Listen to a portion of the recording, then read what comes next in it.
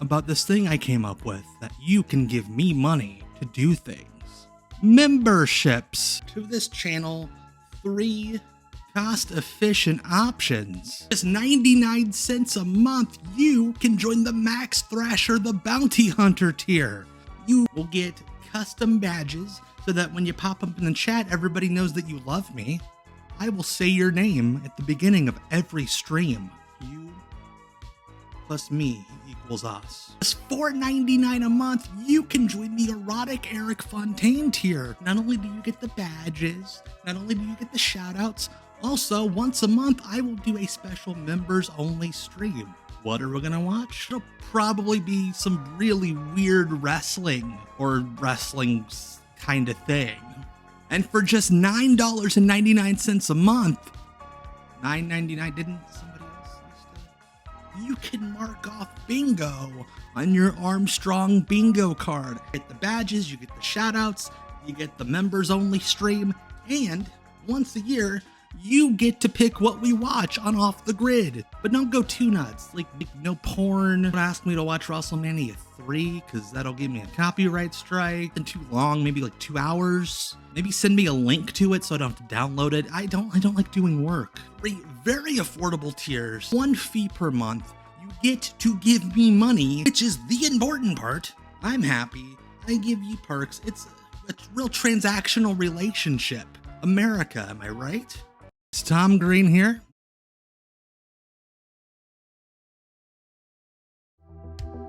From the swamps of Louisiana, the Cajun Predator. The day of the hairy freak or the fat slob is practically gone. Let the party begin. I've got snacks.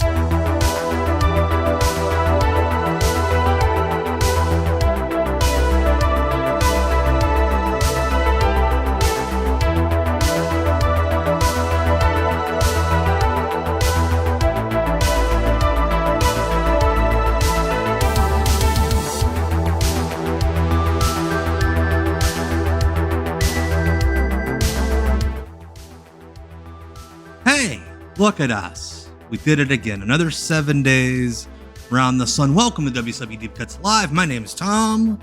Where's my finger? Right there's my finger. There's my name. Look at that right there. TOMGREEN. And there's my handle. All sorts of social media. Welcome to WCW Deep Cuts Live, where we get together every Tuesday at 9 p.m. Eastern to escape the world, much like we're doing tonight, but also to watch the quote-unquote television classics of World Championship Wrestling from the 1990s.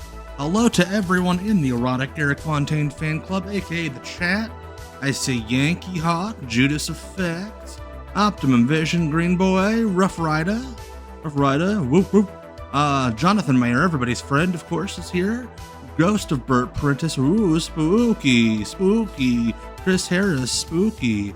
Mr. Spiffy is here. Spanky Spanker, thank you so much for the sub a few moments ago before we went live.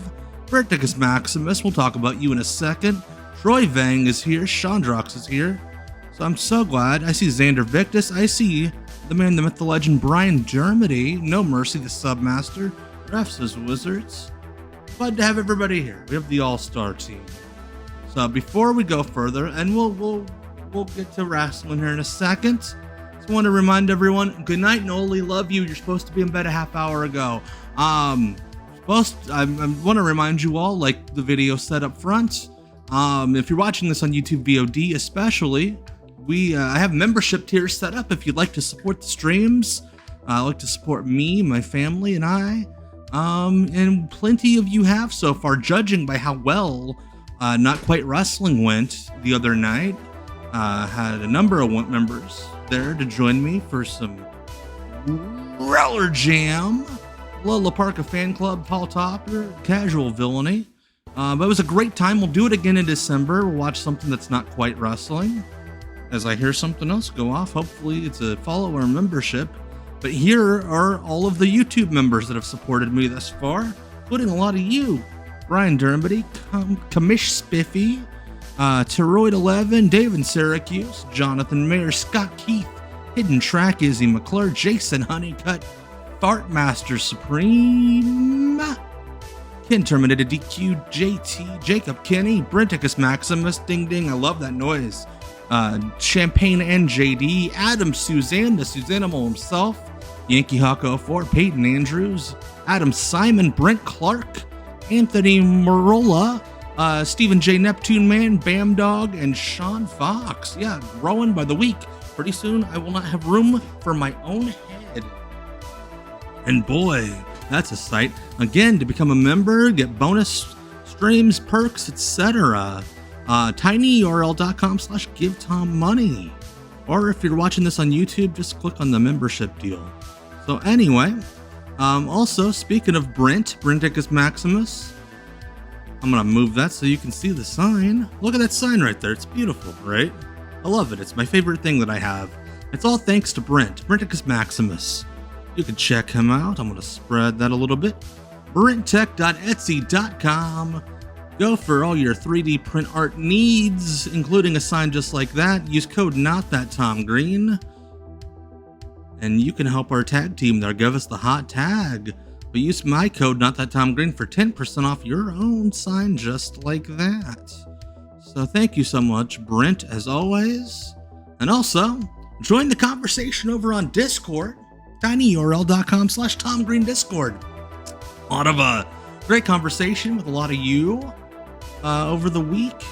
We earlier were fantasy booking what would happen if Tiffany Stratton's daddy was the boogeyman.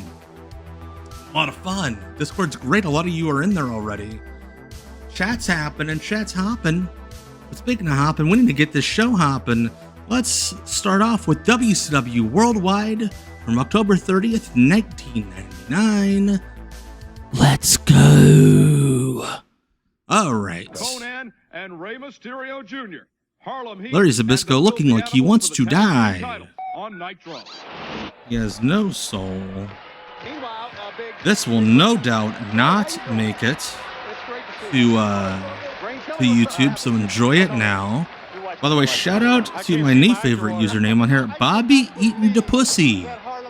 Bobby Eaton da Pussy. Thank you so much for the follow, and thank you, Fartmaster, for the adjective membership. Darn tootin'. Thank you for re-upping your sub here on Twitch as well as the YouTube membership. Yes, this is so what's up with Worldwide and why I'm playing it first is because Worldwide was always a week behind for whatever reason.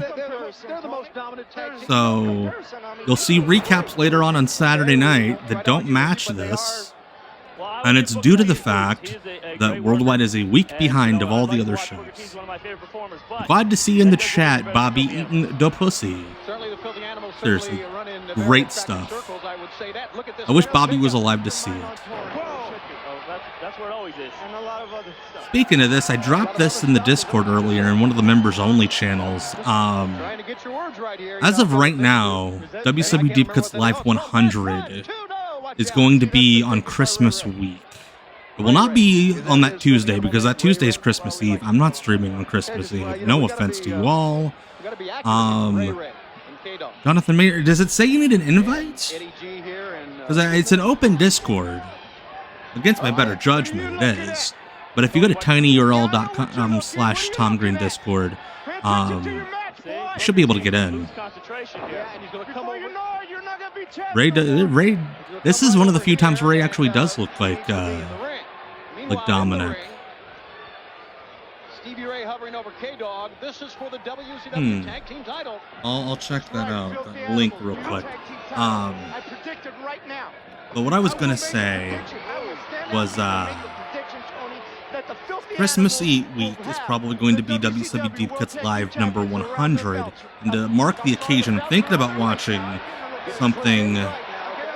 Thank you, Brent, for doing that, by the way. Like, what won the tag team titles? Oh, the Discord link expired. Oh no! Oh no! Rey Mysterio Jr. begins his second reign as tag team champion of the world. Oh no! Partner. Before it was Kidman, now it's the K-Dog Conan What a night for the Filthy Animals in Philadelphia. Oh, what a night. So, of course, I just sent out that link to everybody. What a match. I'm And sure Harlem Heat is it's still talking to themselves. I said it once, Scott. I'm going to say it till I'm blue in the copy face. the link. You never underestimate anybody, whether they're Ray or as big a man as Kevin Nash. The Filthy Animals were not finished on All right, Nitro. try it again. Later Wait, on, it will Kidman not work. One-on-one with David Flair. You'll remember, Kidman stole Tori Wilson from David Flair. David has not been happy losing his girlfriend. All right, try Tom Green's Discord. tinyurl.com/Tom Green's Discord. Oh my goodness, I'm so sorry, Optimum Vision. On the apron now. David. Yeah, Larry's trying very hard not to. Yeah, this is clearly interrupting his weekend. That will take anyone. That's it. He seemed like the type of guy that had steady diet of ham and cheese sandwiches. Hey, I'm not knocking it. I would love that. After Torrey kind of showed him a little bit there, and up on top is Kidman with a shooting. Oh, he got him in the side of the head. Oh gosh. Of David Flair. You see David holding that ear. Oh gosh. Filthy Animals are loose. The World Tag Team Champions. One thing Russo, had good intent with. He really got behind the Filthy Animals for a bit. Granted, he had no fucking idea how to push them, but he really got behind them. Full Force 43, welcome. Thank you so much for the follow. Yes, Jonathan Mayer, thank you for putting that in the chat. tinyurl.com/Tom Green's Discord. I didn't know Tiny URL links expired. I have to wonk with that. I sound like some guy who just lost all of his assets. But David Work with Flair that. had some splaining to do to the Nature Had Boy. some splaining to do. What? Billy Kidman beat you up? Billy Kidman? I know what happened now, but what are you doing back here? It's a cruiserweight. We don't let them win. Billy Kidman beat you up. He did not. Billy Kidman could not beat you up. What Also, I love that David, when he debuted, got clearly the indie wrestler version of the Ric Flair gear. Whole show is not a Nitro recap. There will be original matches here in a moment. You talking about Guerrero? Yeah. Conan, Paterno, they came after your match? Yes. Come on, man. We got work to do. Come on. Nature Lad. Billy!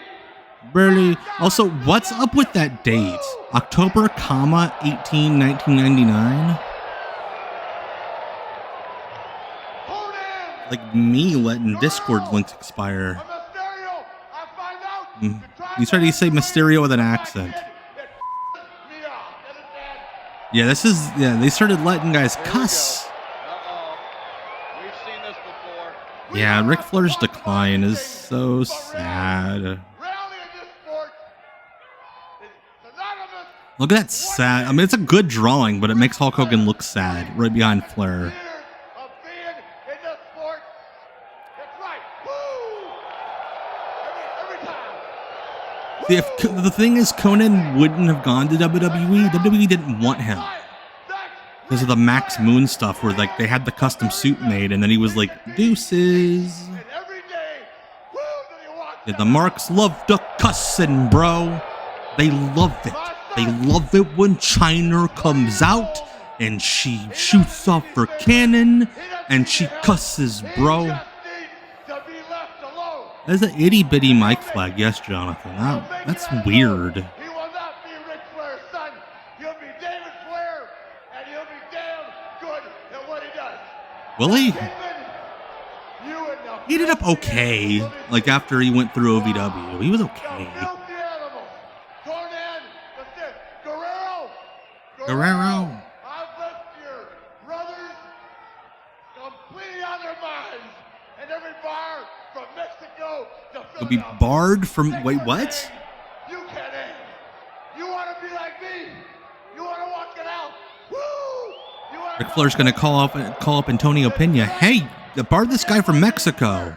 Come on down Up here. Kidman, Salvador Luderoth. back here. Bring that white t-shirt. Come on down, boys.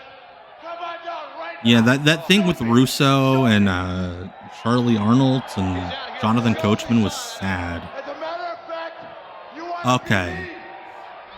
Thank you, Brent. Discord link does expire. Go to Discord. Edits.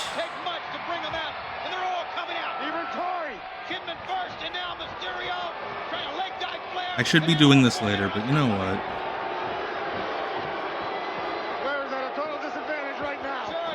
I'll do that later. I'll do that later because I'm here with you guys now. But thank you for the heads up, Brent.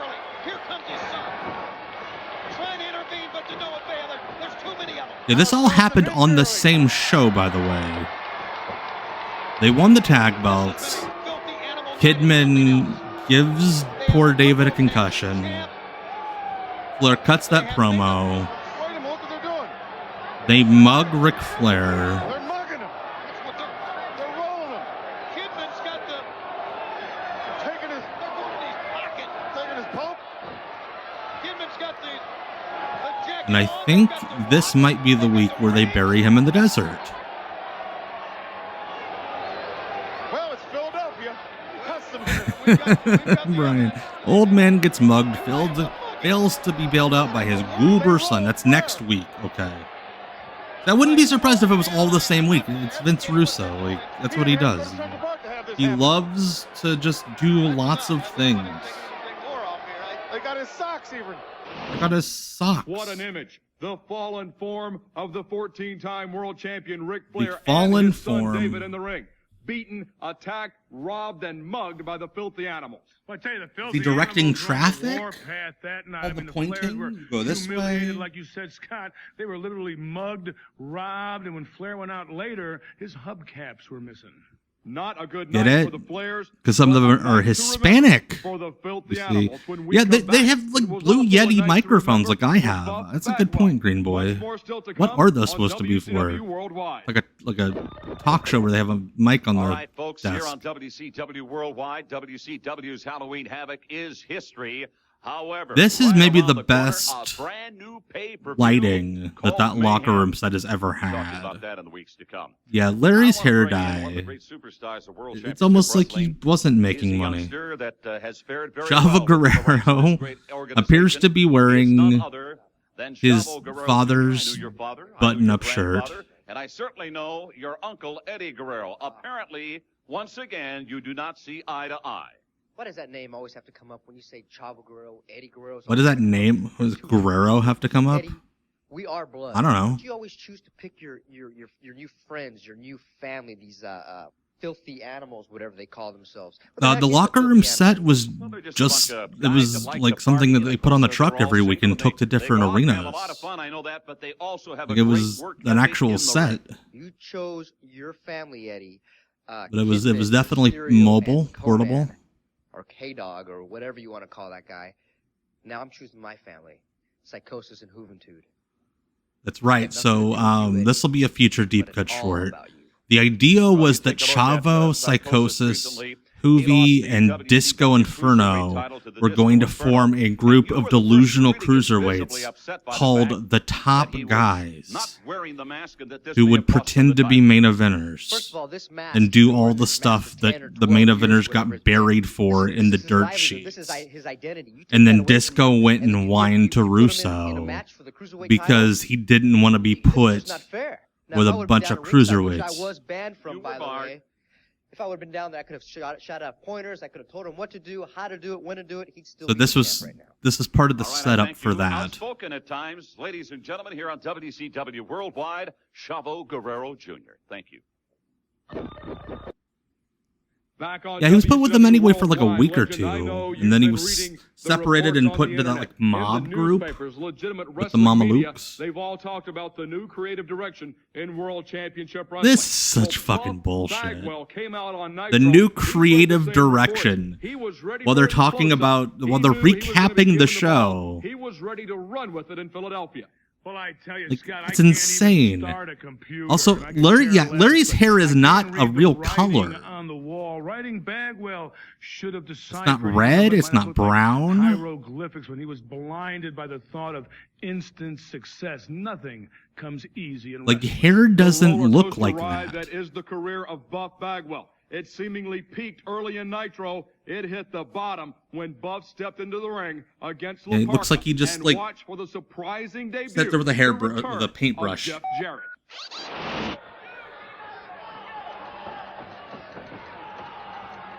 Like, it's so fucking silly that on this show, you're not watching Ally McBeal and Calista Flockhart is like, you know, I really fucking hate the storyline we're doing this week. Yeah, this is the, did I do a good job for you, Russo? That it's dropped, like, instantly. Not even like it's a story that, like, amounted to anything. As I hit the microphone. What? I don't understand. Again, nobody bothered to look at the date. October 18, 1999. But with a comma in the wrong place. Yeah, I'm not surprised Larry was just randomly at NXT shows. He seems like he would be the Dennis Haskins of wrestling. Where, like, Dennis Haskins would just show up at, like, stand-up gigs and karaoke gigs in LA.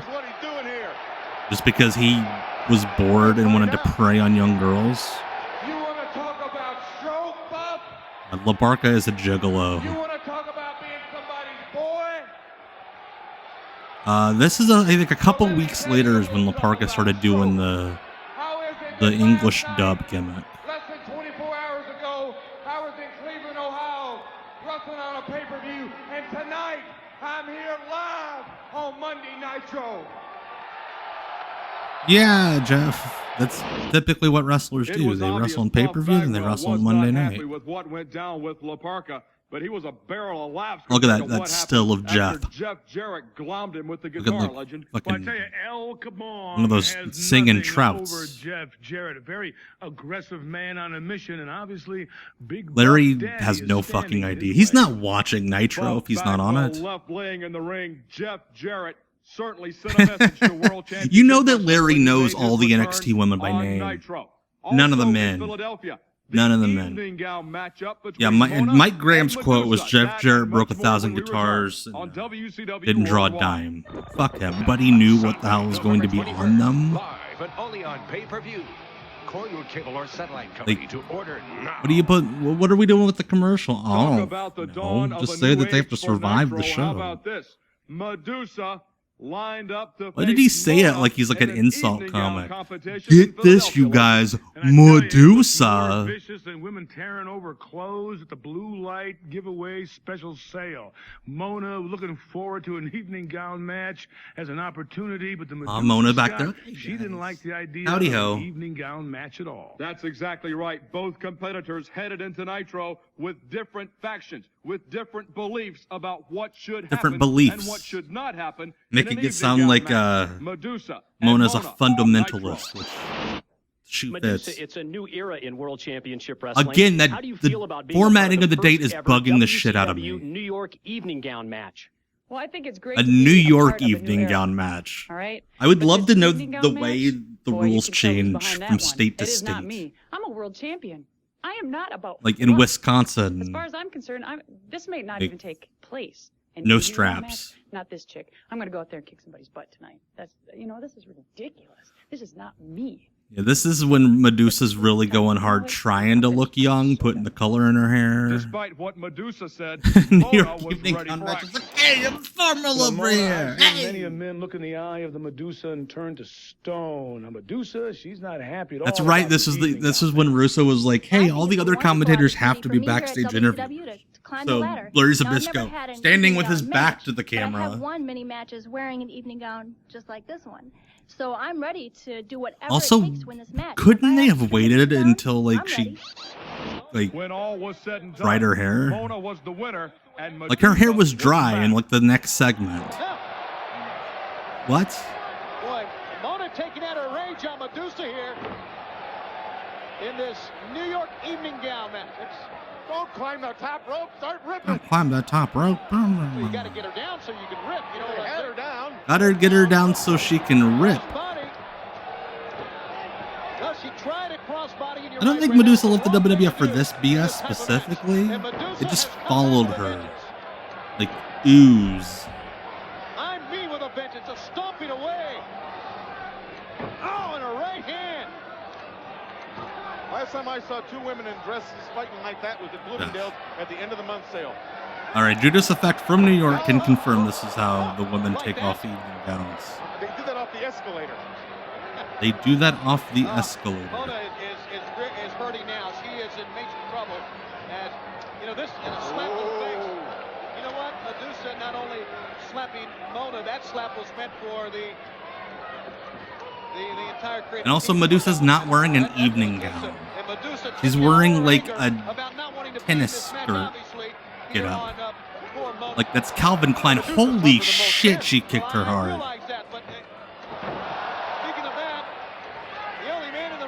Yeah, I think that is either Tommy Hilfiger or Calvin Klein. Rowan Fresh, I'm loving the erotic Eric Fontaine emoji. Yeah, a New York evening gown match in Philly. I didn't even put that together, DMP. Oh my gosh, fucking Russo.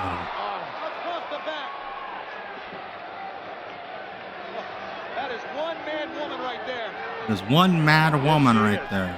Please don't come over here. Whoa, hold up. Gonna rip off Bobby Heenan's evening gown? But we're enjoying it.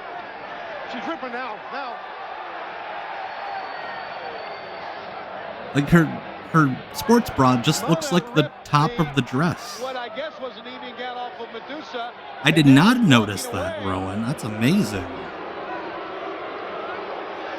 That is art. Did not know that was possible. I don't know. She's mad. Also, the referee's down. How did the match end? We got Rosso, Ferrara. You really think I really wanted this evening gown match? Well, everybody behind here can really kiss my ass, you know what I mean? Yeah. The logic behind this, like, who's the heel? Are the fans? The only way most Russo booking makes sense is if the audience is supposed to be the heels. Did not wear an evening gown to the ring, and in the end, lost the match to Mona. It's very meta New Age booking to make the audience look at themselves and realize we're really the bad guys. When we come back on WCW Worldwide, into the arena we go for exclusive. Into the arena, like they're gonna be like shot there, like laser beams. White Bobby Lashley, hello. Thank you so much for the follow. We appreciate you bringing the crackers and the flat soda. He just fucking called Hardbody Harrison, who's been working for 4 years at this point, a newcomer. Come on, Scott. Hardbody Harrison is handing out his own 8x10s because, yes, even Hardbody Harrison got WCW 8x10s. Yes, this is from a Saturday night taping. Yes, they were taping worldwide matches at Saturday night at this point. Is he doing a blind gimmick? Oh gosh. Yeah, can we just DQ this guy for being a piece of shit? Like, he walks out, the referee's like, nope, calling it. Here we go, Chuck Palumbo, Jungle Man. He's got a lot of weight behind him, but he could fly. Don't be fooled by what? The fact that he's got a small... I love when, like, green wrestlers make their first TV appearances and they run around ringside, not realizing there are cameras that are trying to record you. Mr. Hughes is going to be pissed. Mr. Hughes was on Raw, I think, at this point. Or he had just left again. Or he just been sent to Memphis. So who knows? Maybe Hardbody Harrison was like, yeah, I do need to rip off Gotch Gracie.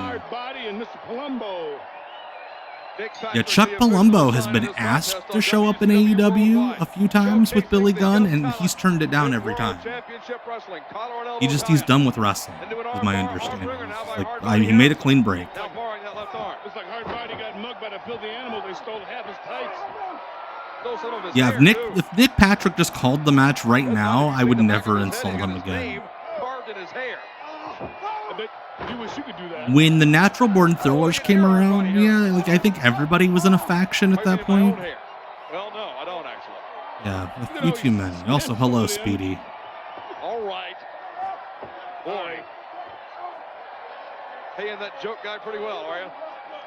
Oh, it just popped right in my head. Oh, Hardbody.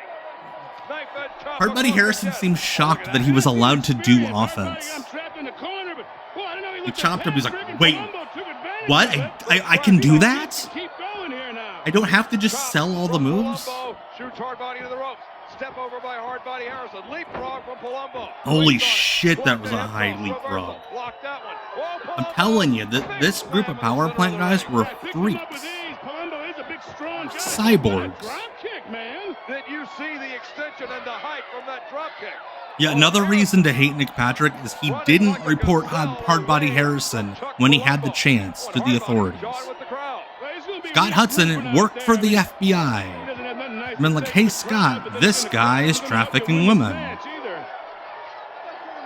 Hardbody Harrison slowly making his way back into the ring. There's a rookie mistake right there. Oh, I always loved the double leg drop toe hold. I think that was by accident. Still. They're thinking too much textbook. I mean, that will come with the years of experience after The Magnificent Seven. What a fucking group. Coming through the ropes. He's going to be all over him pretty soon. Hardbody all over Palumbo right now. Right hand. Oh, and dropped him with that one. Big meat hook right in the jaw. Level Chuck Palumbo. Took his time. Only got the two. Could you imagine Matt Cardona watching Hardbody Harrison at home? This is the guy I need to steal from. Tremendous shape, very strong. You just can't lay there. They'll push Poor you off just Chelsea. like doing a bench press. Now just wrenching that neck of Chuck Palumbo. Hardbody Harrison. Look at Palumbo. This is how I'm going to get out of this neck crank. Hardbody. Ooh, cut him off. One to the gut. Big knee. Oh, there it is. That's your bugaboo. And Hardbody Harrison had been like a quote power plant rookie since 1996 at this point. He just didn't get better. But this is also after the point where he had pitched. Look how shitty that chinlock is. After he had pitched being Sting's evil twin doppelganger enemy, Stang. English, man. I would have told you that if you control the head, you control the body. You don't grab his bugaboo, you grab his hairdo. What the fuck is that supposed to mean? Like, even if it meant nothing, it still sounded kind of racist. Boots to the back. What are you doing in the sand in the first place? Sometimes your drives go over 300 yards. These bunkers come into play. Oh, okay. 300-yard drives, huh? No problem, brother. I know you can do it. I hadn't seen you do it. I wouldn't believe it. Hard body. Bringing the shin right Yeah, totally. Like Brazilian Jiu-Jitsu practitioners, MMA fighters. If your arm's fully extended in an armbar and it pops out, just do this. Maybe like tell the referee, hey, I'm not tapping on, I'm just clapping to get the fans going. Go get out of it. Oh, I kind of love that body press. Because whereas most guys, it's like the impact is the landing, Chuck threw his body and bounced off him. Absolutely no go. Hard body caught it all right. Caught it in his face and his chest, and he went down. But Palumbo's down too, and Hardbody's up first. Hey, Hardbody, tremendous shot. That would have been great if Chuck Palumbo.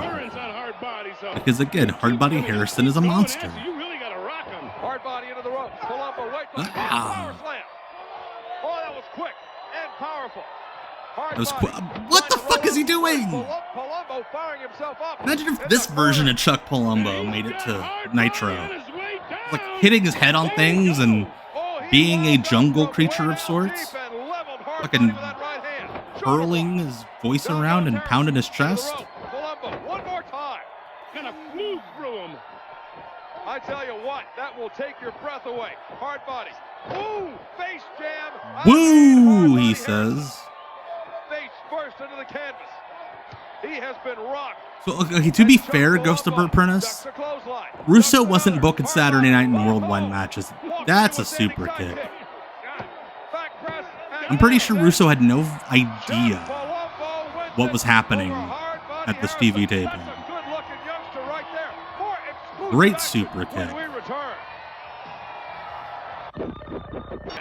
I'm thinking like November, so it'd be like right after this. But like Terry Taylor was involved.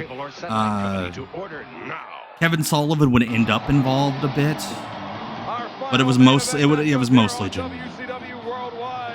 Hey, B. Clark for Dark. I was glad to have you there. The blast. Do it again next month. Not quite wrestling. YouTube members. There we go. La Parka and El Dandy. The All-Star team.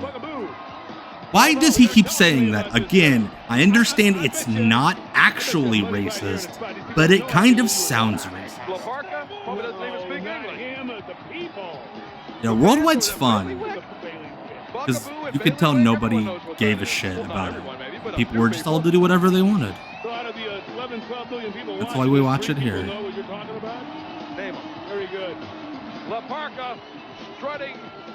La Parka, I believe, is currently a physical therapist.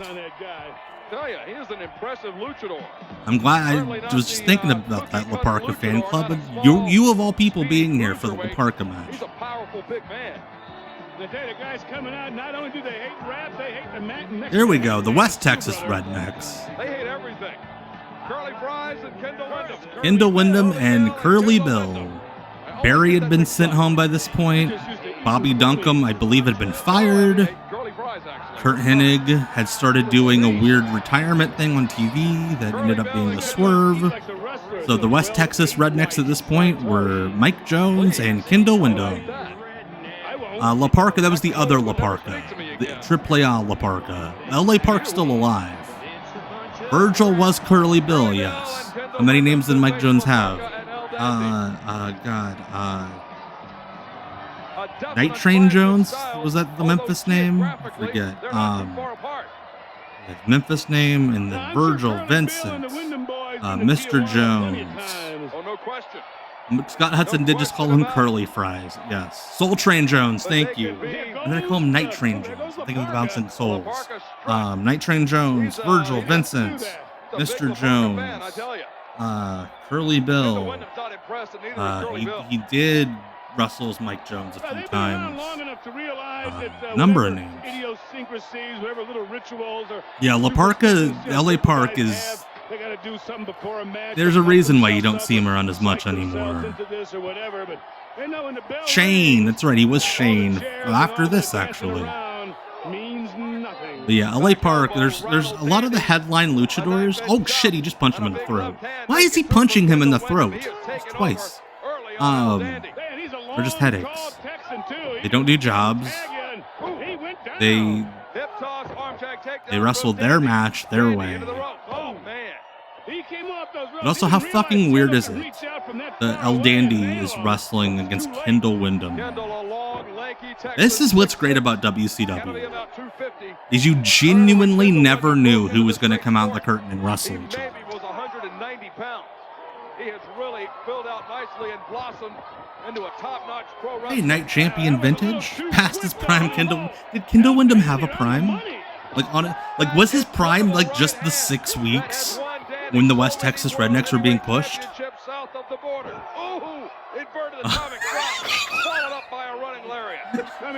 Kendall Windham looks like someone stretched out one of the rock and roll RPMs.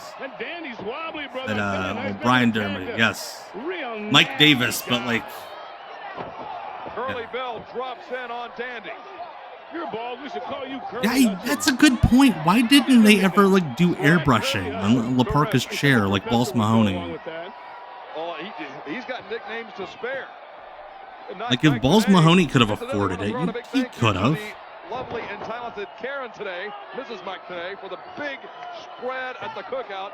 That's a good point, Night Champion Vintage. Yeah, it was that one summer. Yeah, him and Rod Bass, PWF Florida. Yeah, so many guys in this era would just grab whatever jeans were on the rack, that was a drop kick, not caring whether or not they'd be comfortable to wrestle in. Like, Raven had jorts. That's a little bit of bag to him, so like they could move around. But yeah, Virgil's was wearing Carpenter jorts or jeans. And Wyndham, very aggressive guy. I mean, he's going to stay on him. These guys are not going to cut you a break. They're going to be all over you. It'd be easier to say how many days Balls Mahoney did show. How many days he went without. LaParca could have been such a bigger deal than he was. Like, every time they gave him a little bit, people went nuts.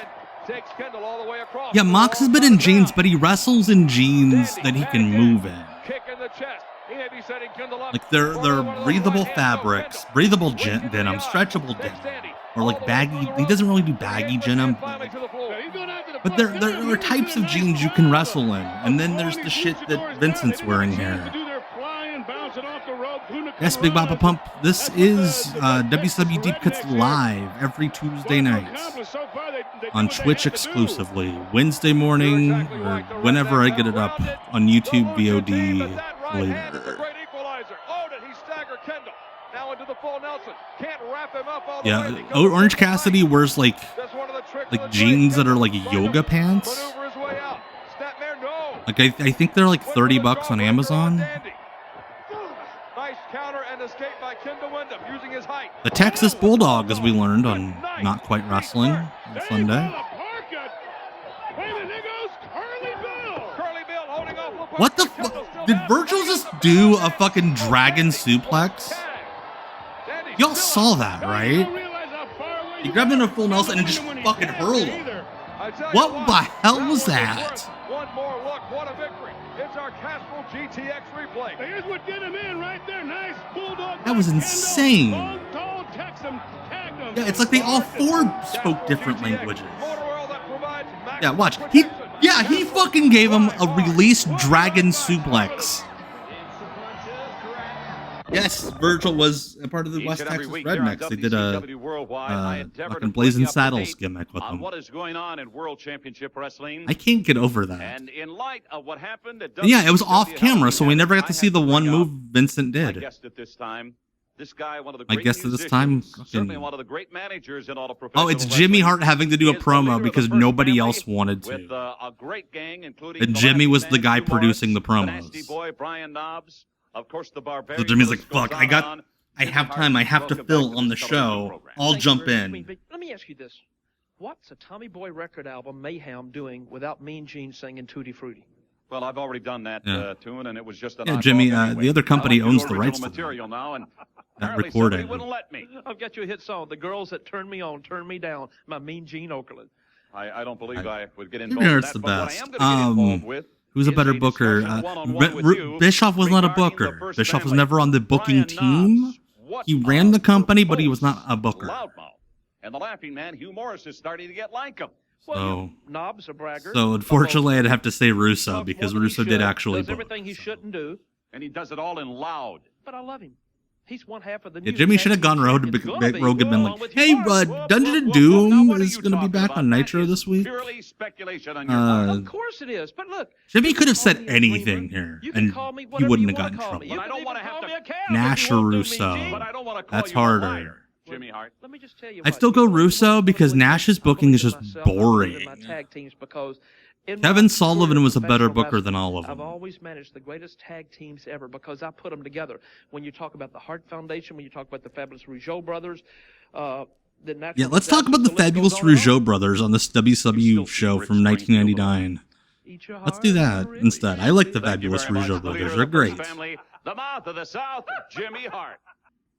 That's going to wrap up this edition of That's how we end the show, by the way. Jimmy Hart, like, hey, wasn't it great when I managed the Fabulous Rougeau brothers in the WWF? The West Texas that's the Rednecks, end. Kendall Windham and Curly Fries in action against the Luchadors earlier on. Well, it's not Curly Fries, it's Curly Bill. Fries.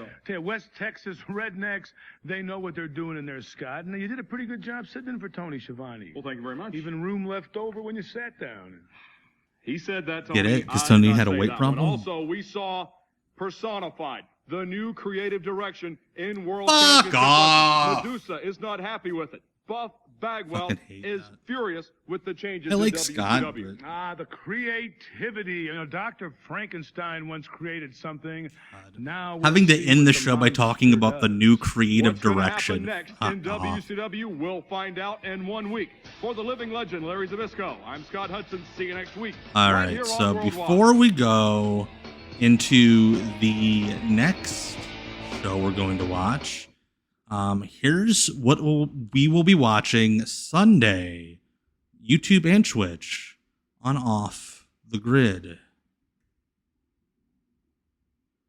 We're gonna get physical, physical. We're gonna get physical.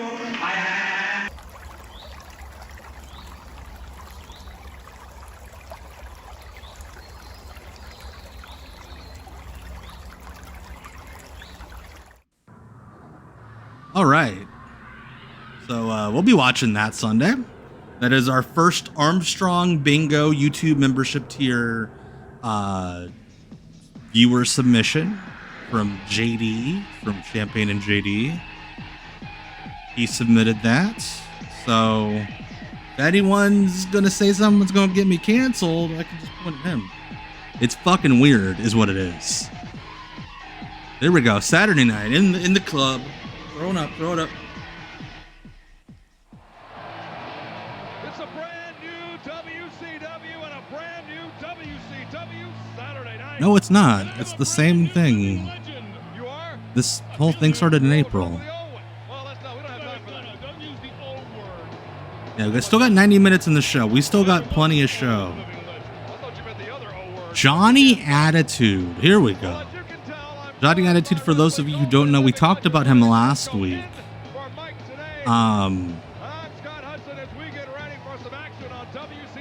He was a Hogan hanger-on who was originally supposed to come in '94 as Harlem Heat's manager doing a Paulie Dangerously gimmick. Why is that? I gotta come here and do this. Yeah, but still. Well, you can't go off Saturday morning. Every actor in the world's out there. Okay. My one thing with doing like a $5 wrestling one is like Marty and Colt are already talking about it, so it'd be like me talking about them talking about it. It would seem like interception. Human Centipede? Maybe no. Pretty sure you'll be there too, won't you? Well, you know what? I've got a little special interview. I told him Scotty Riggs, who's just completely abandoned any sort of gimmick.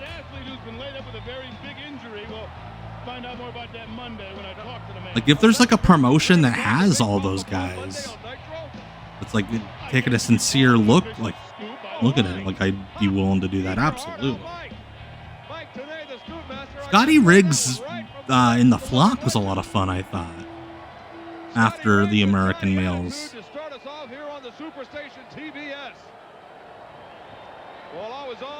Yeah, Johnny Attitude, who would later go on to be the Wrangler of the Micro Wrestling Federation. It went by quick. A couple games of golf, the series is over. That's pretty much it. So we got more Scott Hudson and Larry Zbyszko. I need to watch more Turnbuckle Championship Wrestling. There's some interesting stuff that happened there. Like, there's a Ron Reese versus Super Crazy match that Dusty booked on one of those shows. Exactly. We got a tournament that tell you, I mean, John Jacob Jingleheimer Attitude. Yeah, Johnny Attitude, I think I saw it brought up in the chat. He had a match on Nitro where they dressed him up like Goldberg.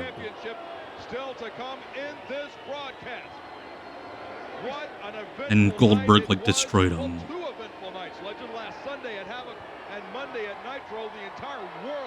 Scotty Riggs acting like if he just does this, that the whole crowd's gonna go crazy. I love you, Scotty. I like you better than most. But gotta be realistic. and this is going to be something to see, brother. We'll talk about who's left in the title tournament also later on. Step over by Johnny Attitude, leapfrog high by Rick. Beautiful dropkick. Scotty Riggs had a great dropkick. Wonderful drop kick. Kazuchika Okada, who? Yeah, the micro wrestling leagues like tour so much. Like I get notifications for that stuff all the time, like locally, and it's the national like loop. I know that you have a driver that brings you up to the building and all that, but most of the rest of us have to pay to park over at CNN Center. Heavy Metal Mario from that micro league is legit one of my favorite wrestlers. They did like a micro stream on IWTV once, and he fucking ruled. Riggs and Roma should have been the Dropkick Paisans. They would have been such a good team. That's great fantasy booking, Brian. They would have been a genuinely fun heel team. Scotty Riggs, I think, is a little big to be a light heavyweight, even in the WWF sense, where it's like Scott Putski could be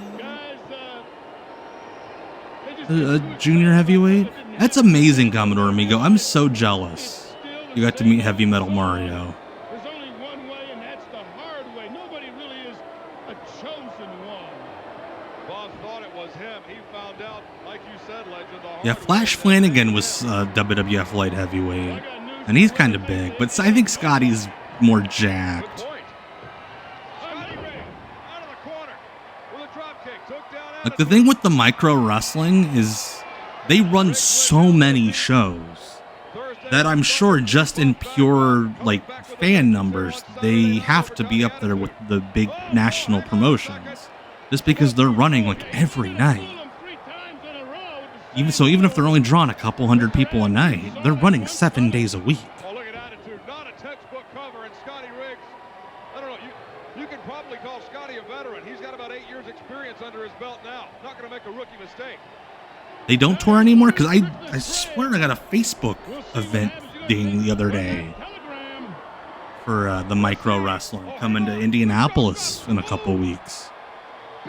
Might have been another league because there's a few different there's a few different leagues. Scotty Riggs wins with the Famouser, which all sorts of folks were using. That guy fucking loves Scotty Riggs. Those future delinquents love Scotty Riggs. They fucking cut away when he was going to cut his little promo into the camera. Poor Scotty. Coming up next, we're going to grind on each other and watch Sting cut a shoot promo.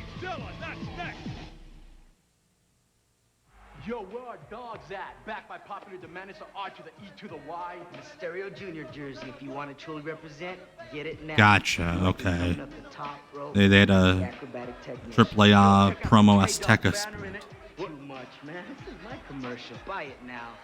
Get your Rey Mysterio baseball Wait. jersey for $60. Just call 1-800. The commercial was for the baseball jersey. Why is Conan promoting the pin-it? The Rey Mysterio Jr. project. Now, buy the shirt.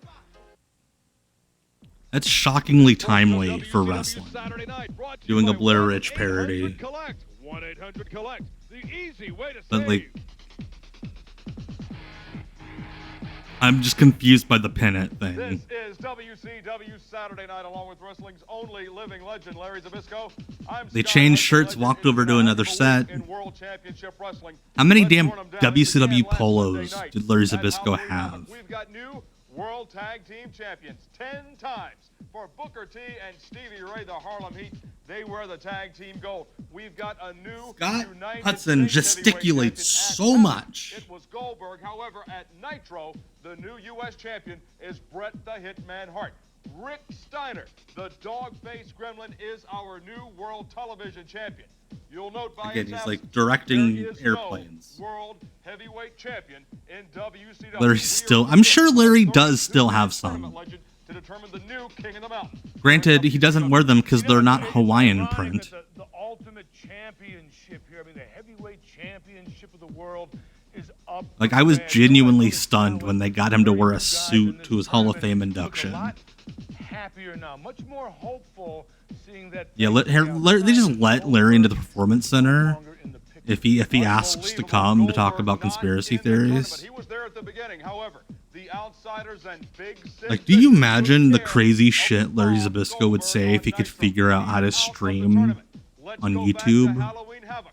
A dramatic turn of events in Vegas led to Sting losing the World Heavyweight Championship. Like, there's some fucking weird old people that do YouTube live streams about just whatever the fuck they want to say. You have a way of coining a phrase, legend. Sting let everybody know. Ah, yeah, that's the thing also, is Russo and Ferrara's booking run in WCW started a week before a pay-per-view. How weird is that? You'd think you would start them like afterwards so they could start their own stories. No, they just interrupt the whole thing. Yeah, when even Conrad, and I like Conrad, but even when Conrad is like, no, Larry, we're not doing an AWA show. Ghost of Prentice. Larry was the precursor to all those people. They just called it Worldwide. Sting had bad news for JJ. Goldberg made the save. It took an army to hold the two apart. Took an army. In his first tournament match. Yeah, the Sting heel turn was just fucking stupid. It was because Hogan was supposed to turn heel, I guess. With that fall brawl. Like, he turned babyface, he was going to turn heel again. And he was like, that doesn't work for me, brother. So Sting just abruptly gets turned heel. Oh, God, Adrian Bird. Horrible wrestler. I recently found out Adrian Bird had an ECW run in 1994. He was like AJ Wolf or something. But I watched him, he had a couple matches on ECW TV in like 94, right when Paul took over.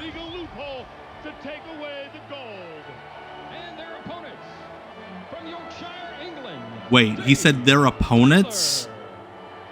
Is Adrian Bird non-binary?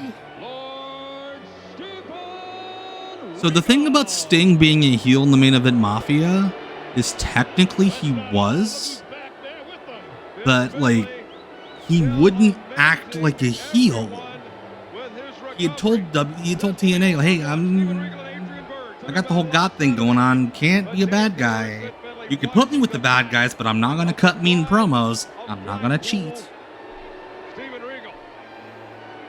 I'm still trying to figure out why the ring announcer thought Adrian Bird was a team. Their opponents. I love Regal. He's my favorite wrestler.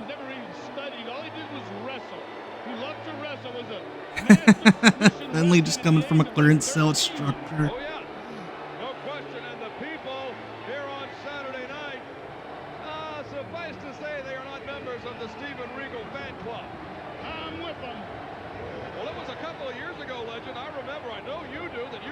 Hello, hello. There we go. All right. There we go. I'm back. Cord fell out of the mic. And it's not a handicap match. Just one opponent got announced with his team. The Adrian Birds. Imagine how shitty that thing would be. Yeah, Regal. So it's one of the few, like, really. Not one of the few, because Bischoff did do a lot of cool things for wrestlers on a personal level. But when Regal got fired from the WWF, he called up Eric Bischoff and he's like, listen, I know I'm a fuck up. I'm trying to get better.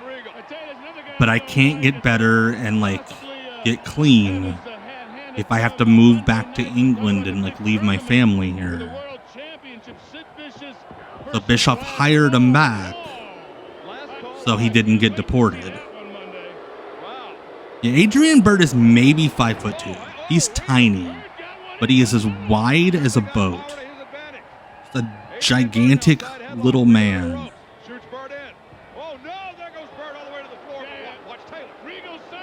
Yeah, this is after the man's man stuff. Like, God, I gotta. Oh my gosh. Finley's wearing leather pants. I didn't even notice that. I thought he was wearing black jeans. Finley's wearing. Like, he looks like a fucking Roxbury guy. What is love, Finley? Baby, don't hurt me. What is... Oh my God. I can't get over this look. Dave Finley in leather pants. And Nick Patrick saw it happen and is like, you guys gotta stop doing that. Why do I always think that Nick Patrick sounds like fucking Goofy? Finley looks like he needs a bathtub GHB. His name was Finley and he loves to rape. What is Finley's kid's name? I know his real name's Brogan. What is his NXT name? I haven't seen him wrestle in NXT. I saw him wrestle in the Indies. Pretty good. Finley is lost with Tubi, brother.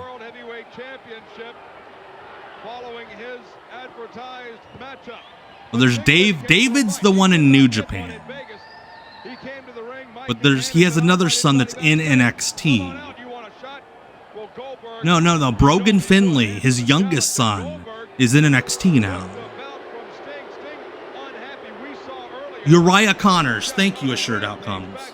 Uriah Connors, yes.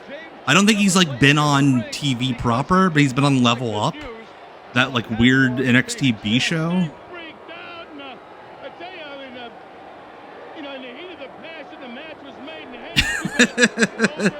Brian said, knowing NXT, they openly refer to him as Fit Finley's son and they call him Luigi Takahashi. Yeah, Regal's son's also in NXT, but he's actually like on the main show. Yeah, Charlie Dempsey. Charlie Dempsey's pretty good. I like Charlie Dempsey. Yeah, Level Up's weird. I've seen it listed on like Hulu and shit. Never actually watched it. Hello, Astrafega. I believe is how you pronounce that. Thank you so much for the follow. Appreciate you bringing the flat soda and the crackers. Uriah was Sean Spears' re-debut match this year. Okay.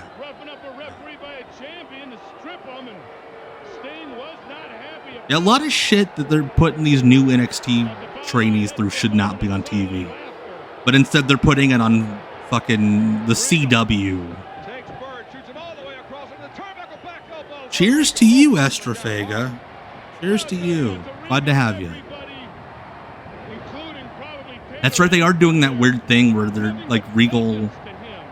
They're alluding that Charlie Dempsey is Regal's son, but we quote just as an interest. Like, imagine not like watching the show and not knowing that. Like, you think Regal wants to date the kid? Well, I wonder how many kids are going trick-or-treating tomorrow night dressed up as Steven Regal. Could you imagine? I would, dude, if I wasn't the laziest fucking 12-year-old, I would have gone trick-or-treating as Steven Regal.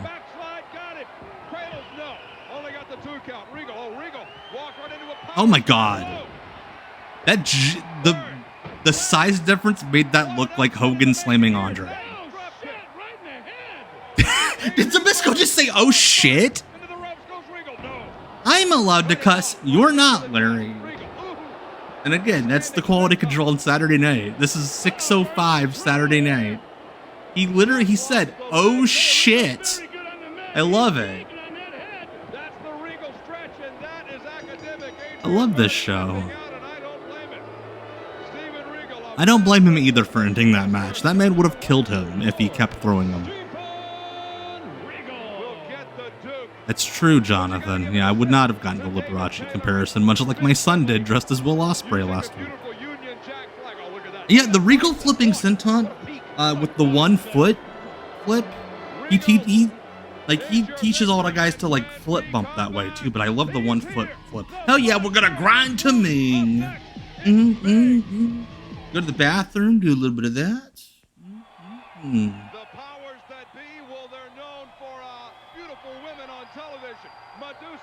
It's Megan. The powers that be are known for beautiful women on television. That doesn't make an ounce of sense if you're not on the internet. Like, if I didn't know anything, I would think that the powers that be were beautiful. There was that woman grinding on the guy in the club. I mean, went through there, just tearing body parts off of various people. I heard the Nitro cologne smelled like shit. Well, we did not know. Well, we did not know. Tight on Ming. Could we see an upset? No. The Tongan Death Grip. The Tongan.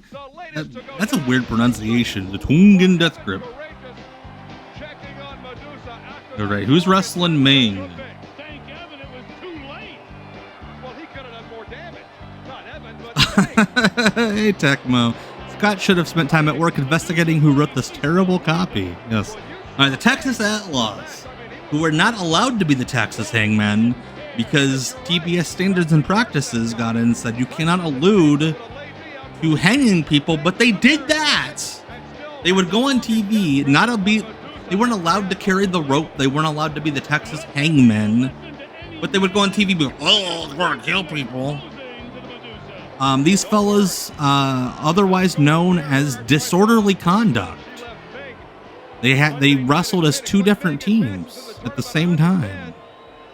That there might be news regarding Medusa in the WCW World. That's a good point. Why weren't they in the West Texas Rednecks? I guess we will. Speaking of Cubs Ming looking. Obviously, this is not a tournament match. It might be a two. Obviously, with Russo, you don't know. There we go. Look how comfortable he looks. He looks like he is going to the WCW Saturday Night rave with Fit Finlay in his leather pants.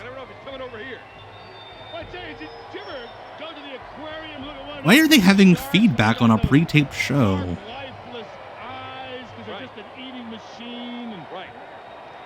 Yeah, young Quack taking notes. Quack. The handicap match. So this would have been it could have been their opponents that would have fit here. But no. Weird ring announcer.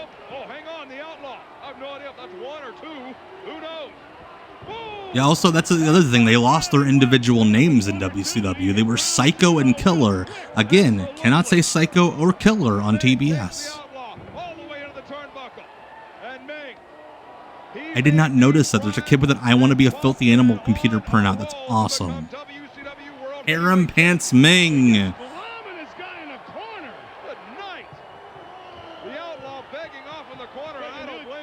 Those pants look like they would be so comfy to sleep in. Oh, jeez. Kick of Fear. Here we go. Tongan Death Grip time.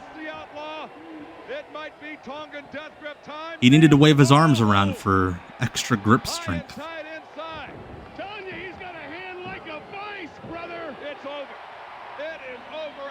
Yeah, Mink is still taking bookings, but apparently he's in a storyline in this promotion you're talking about, Mr. Spiffy. It's amazing.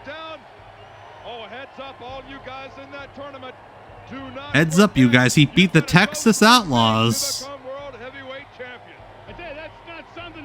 Yes, Tecmo, I did know that Relic is Killer spelled backwards. Mike Tenay taught that to me. And he remains very much a favorite in the heavyweight title tournament. Scott got lost. Again, this was a pre-taped show. They could have done another take or edited. November 21st from Toronto, Ontario, Canada. Get loose. Like 19 dudes came out to this song at some point.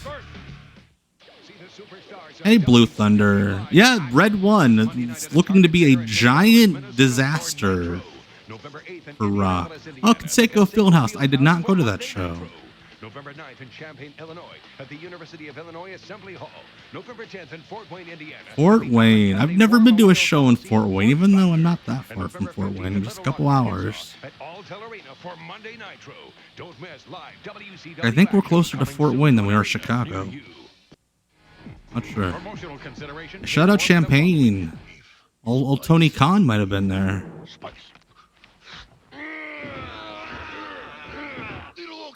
Mayhem is not the worst game in the world, but it's pretty fucking bad.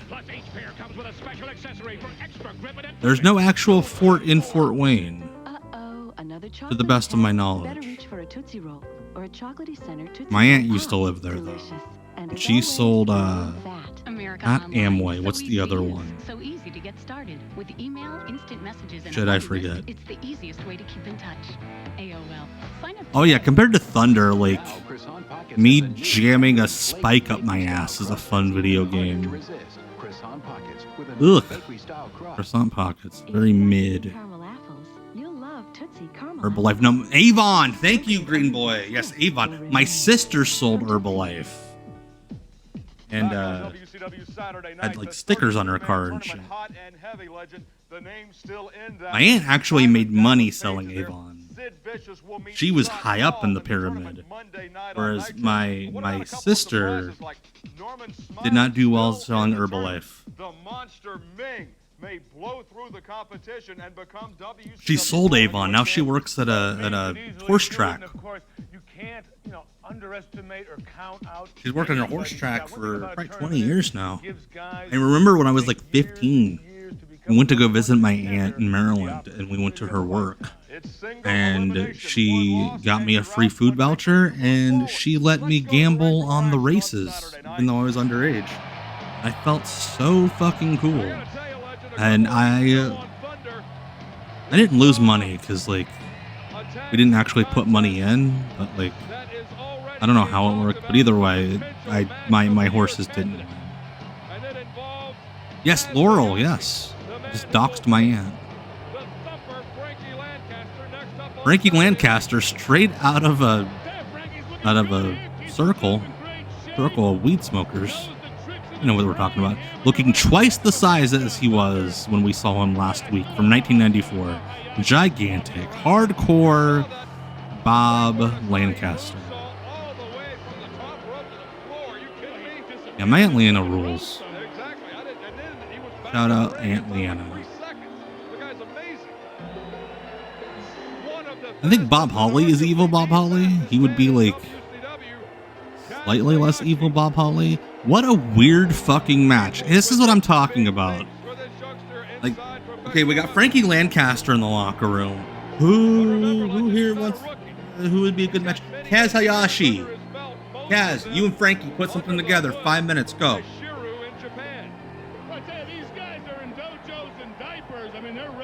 Like, what do you think these guys called in the back? And how racist do you think Frankie was? Trying to go through stuff with Kaz Hayashi. Look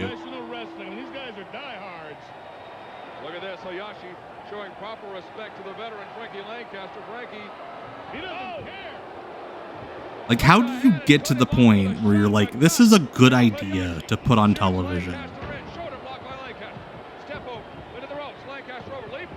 Kaz Hayashi, who I think had finally gotten his actual visa at this point, his actual working papers. My pal David Bixenspan recently dug up that Kaz Hayashi, for his first year in WCW, was here illegally. The WCW did not get him the proper working papers to be in America. And because of that, they paid him like 18 grand.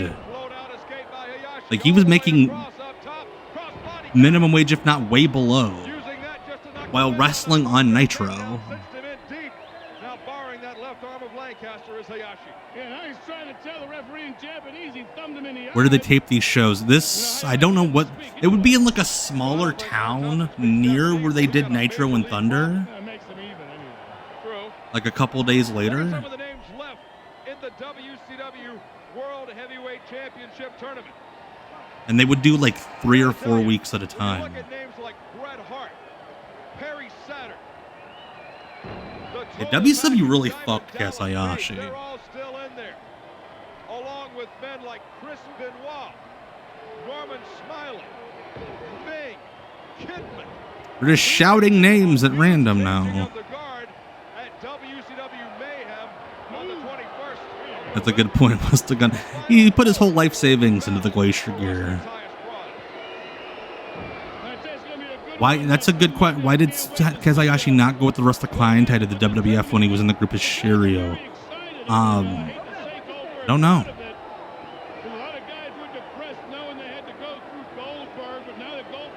The biggest name. Sometimes, like, not the top guy, but like the guy he was feuding with like Jeff Jarrett towards the end was doing some Saturday nights as a favor to Jimmy Hart. Sid did one or two.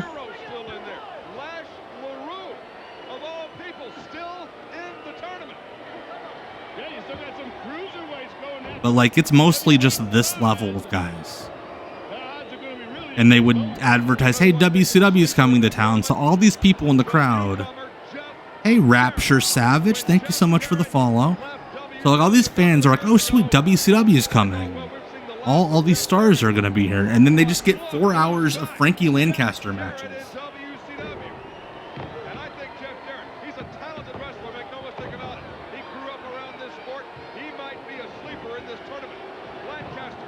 I would say it's like Dark Elevation level, yes, to compare it to like modern day wrestling. And yeah, it does suck that Jimmy Hart never got to fully see out his vision, because it would have been a lot of fun for him to essentially do developmental TV, but like Memphis style. So by this point, they didn't even do the dark matches. Like at like 98 and like part of 99, yeah, they would send like the Giant and Lex Luger to do a dark match. But like by that point, that had even ended. Yeah, Frankie Lancaster, not under a contract. Kazuyashi, who just got a contract, but has been on TV, like winning every now and again, but he's still like on a TV character, getting the shit beaten out of him by non-contracted enhancement wrestler Frankie Lancaster. My pleasure, Bowser. Yeah, I don't want to think about that other stuff right now. So we're in the moment watching Frankie Lancaster bump for a Kazuyashi clothesline. That's how you know Frankie Lancaster's calling this, by the way. When Kazuyashi's freaking comeback as a clothesline. He is so dangerous from the top rope. Lancaster's out. Hayashi, go. He missed by a mile. Like, when did Kazuyashi ever do an elbow drop? That's just Frankie thinking, what can we do with you off the top rope? What's the top rope by? No. Oh, elbow drop. Holy shit, Blue Thunder. It's 3 a.m. there. Thank you for staying up late. Holy shit. Oh, right in the nards. Humperman has nards.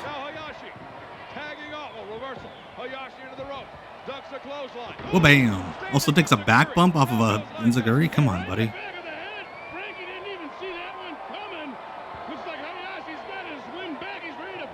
What's he gonna do here?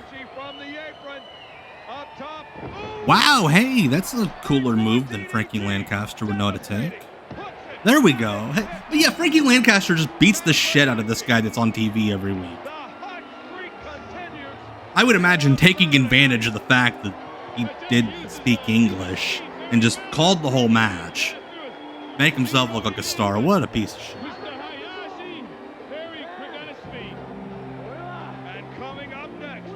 Wow, a lot of late Europeans in here. 3 a.m. in Portugal. Hell yeah. Thank you, Restrofega.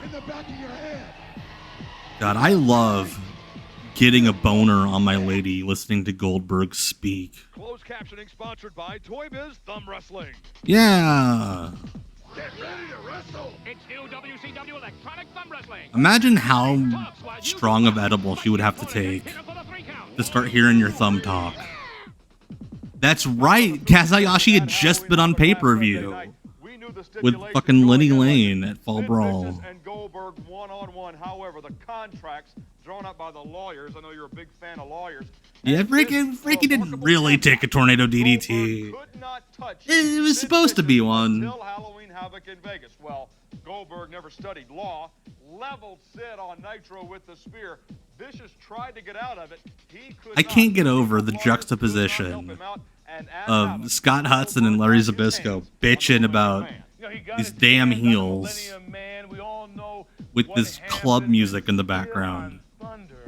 Sid Vicious has the audacity to come out and proclaim to the world he beat Goldberg. Not only that, Scott, he claims that he has proof he beat You imagine, like, Goldberg. Well, we all know it's a lie. the last day of WCW, like the office workers out back smashing that desk. In Las Vegas, Goldberg was Yes, Scott Hudson, and yes, he was. He never left the FBI. He worked there the entire time.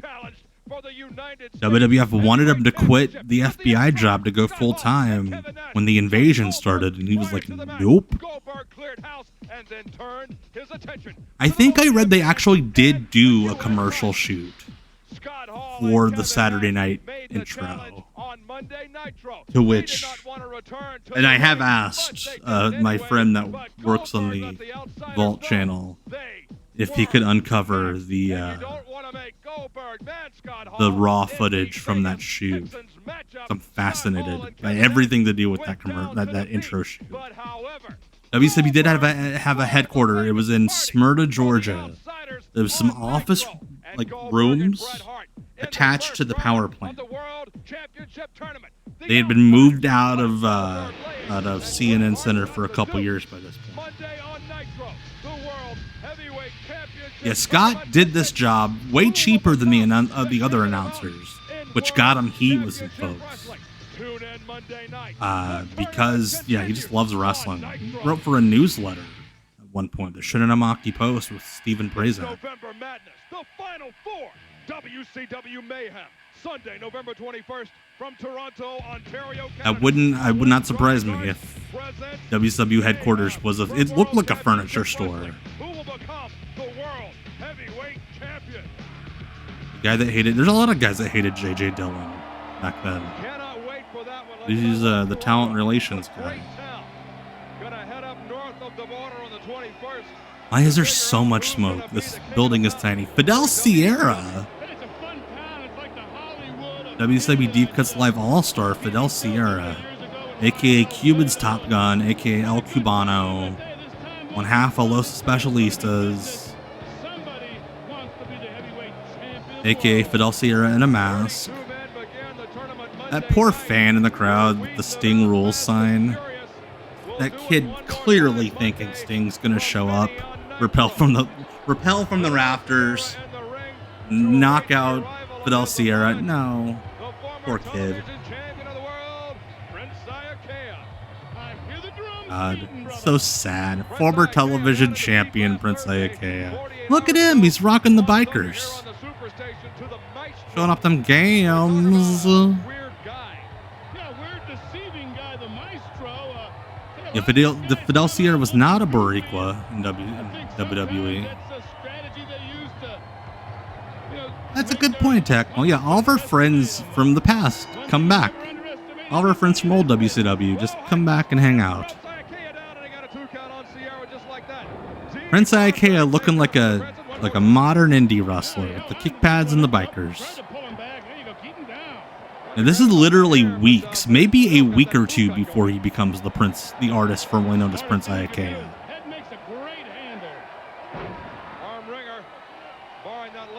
With his finisher, the flying DDT that he could never do correctly.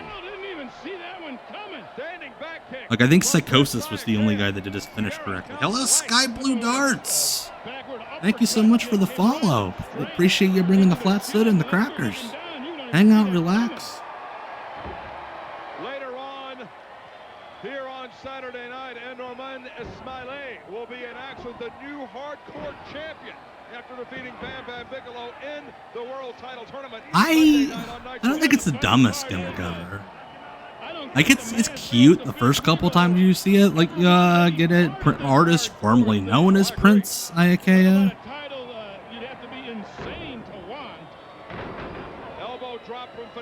I didn't even notice that he's wearing kick pads with no knee pads. That is so weird. Didn't even notice that. What a pervert. Also, is he going to do any kicks? I think they might have called it Under the Cherry Moon a couple times. Westagon. I think they might have. That sounds familiar. But mostly it was just, oh, whatever.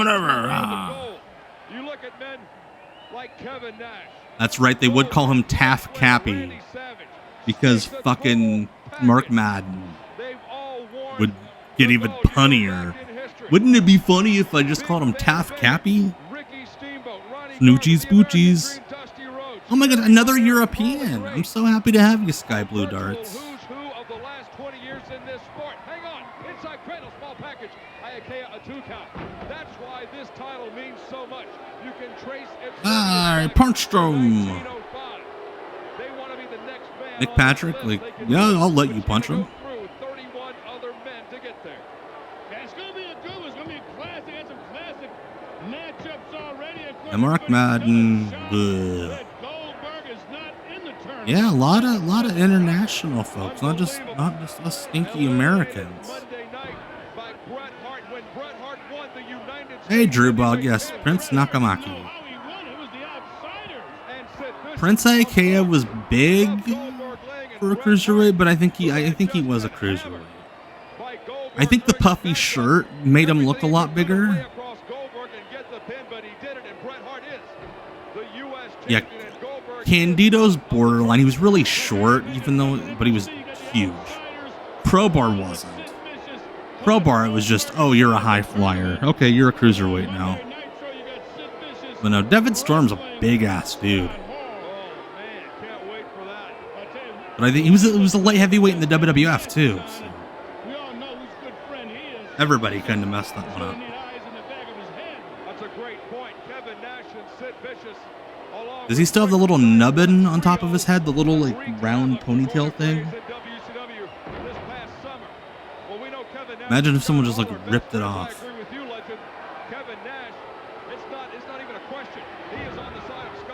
What was that? I think they both hit each other.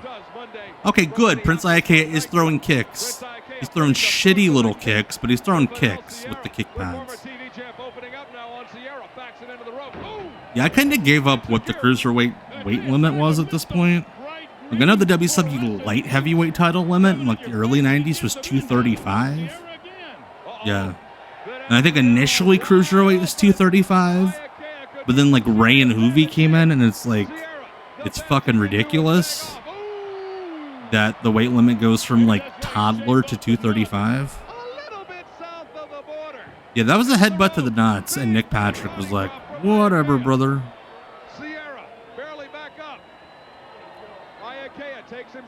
Oh, nope. No angle slam for you. Is Fidel Sierra going to win a match? Nope, he is not. There we go. Prince Ayakea gets the win. Prince Ayakea is like, how dare you? How dare you also be a guy that loses lots of matches? In World Championship Wrestling, when we return, the dissolution of the revolution. Exactly. How dare you set me up perfectly for my finishing move? Call your cable or satellite company to order now. I mean, I don't have a cable company. I don't own one. The dissension in the ranks of the revolution. A group that wants to take over the sport can't seem to get their act together. Yeah, you know Russo was there because within weeks, the revolution's like, we don't get along anymore. Blah, blah, blah. Told him, you can shove the revolution. It's no more. Benoit defended the TV strap against Rick Steiner until Dean Malenko with a chair took out Chris Benoit. Yeah, and Russo's like, hey, Dean Malenko, you need to be a chair guy now. Dean Malenko called for a last man. I will say Dean Malenko is like the one guy that cut way better promos under Russo than anybody else. Like, I don't know what Russo did to coach him, but Dean Malenko's promos got like 1,000 times better in this era. Yeah, the Radicals left in mid-January. Yes, right. Dissension in the ranks threatening to tear apart a brotherhood that's existed for literal weeks. Yes. Here we go. Oh, God, here we go. The Adrian Byrd Triumvirate. Duumvirate. Dave Burkhead. Yeah, don't get me started on how much Triple H stole from Shane Douglas. It's shameless. Dave Burkhead, maybe the worst wrestler to ever wrestle multiple times on national American television. He is fucking horrible. He's like if a child was in an old man's body. Who's Dave Burkhead wrestling? Oh, Alan Funk. Fresh out of the power plant. Literally had just started wrestling. Shane Douglas, I pretty safe to say, will not be on NXT tomorrow. He's an idiot head. Because in the UK, a Burke is an idiot. Dave, idiot head.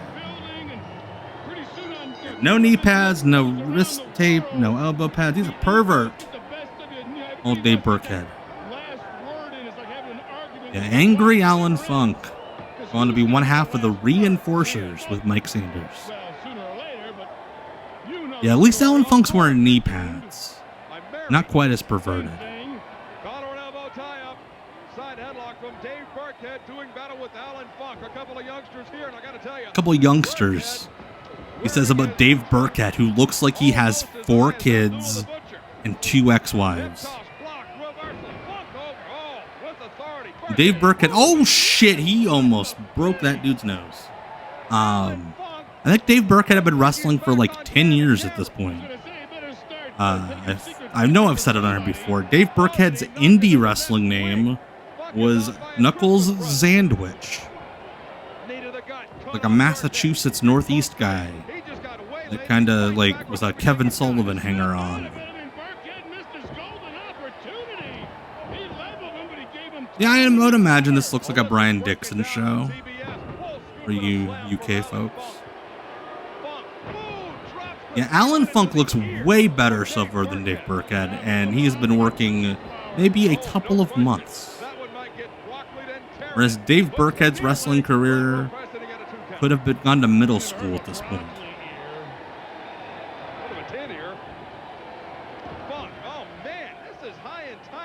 Like, Dave Burkhead has no idea how to sell those forearms.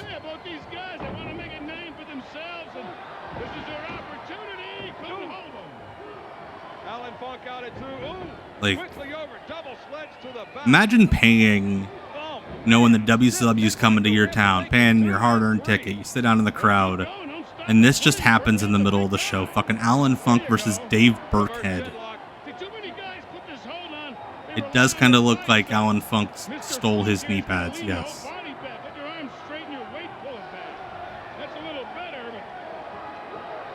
What is up with people in this promotion in that specific neck crank? There we go, Brian. You called it out earlier. The MMA fighters need to steal from me. Dave Burkhead's clapping. Like, if... Like, imagine somebody actually being in, like, a rear naked choke and they're going out and they're doing this. Come on! Burkhead has to be pushing 300 pounds? He's like 5'2". Scott Hudson, you are a dick.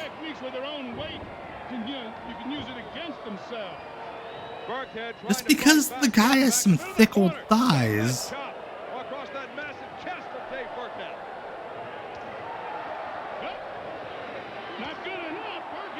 Oh my god. Oh, those chops are fucking horrible. Yeah, let me... Burkhead, oh, reversal. Burkhead, far into the corner. Ooh, Funk ran into a big size 10. Oh gosh. He does like backyarder clotheslines. Again, he's been... What was this move? Legend in our next contest. I have been Oh my gosh. Oh, okay. Okay, that was decent. That was competent. in the WCW World Heavyweight Championship tournament. We'll have the Oh god. I've never seen someone get less air on an elbow drop that tried to jump. Like, there was an effort to jump and his feet just did not leave the ground. It does look like he keeps signaling for the DDT. But like, oh god. I thought he was gonna do a flying gun scissors. Oh my gosh. Thank God. If they would have kept wrestling, Dave Burkhead would have hurt him. Oh my gosh. That's Like, I know he's doing like the tilt-a-roll face eraser. Like, I know what it's supposed to be. But it just looked like he ended the match when Burkhead fucked up a flying head scissors. He's like, shit. This match can't get any worse. Heavyweight Championship Tournament. And Monday night on Nitro, the tournament continues. We'll have the new... No, this tournament does these great brackets where you can't see anybody's name. We'll find out on Saturday night. Here's a bracket. It's time again for the road report. Imagine having to hang out with fucking Jimmy Barron at the pool. Use 1-800-CALL-ATT for collect calls. You're so right. 1-800-ATT-COLLECT for collect calls. Hope you're having a great Halloween weekend, fans. Jimmy Barron with your road report. We hope you'll Could they have given him a shittier phone? from Minneapolis, Minnesota, home of many wrestling legends. Like, did they actually make him do this from a payphone? Superstars, 8 p.m. Eastern on TNT. Like, of all of the things that they fudged and lied about in WCW, and they had this poor guy actually do his voiceover on a payphone. That might have been the same house that they filmed Raven's stuff at. That's a good point, Bobby Eaton to pussy. Barry Horowitz. Bad Barry Horowitz with his suspenders. There we go. Get your copy of the winner, $49.95 on VHS.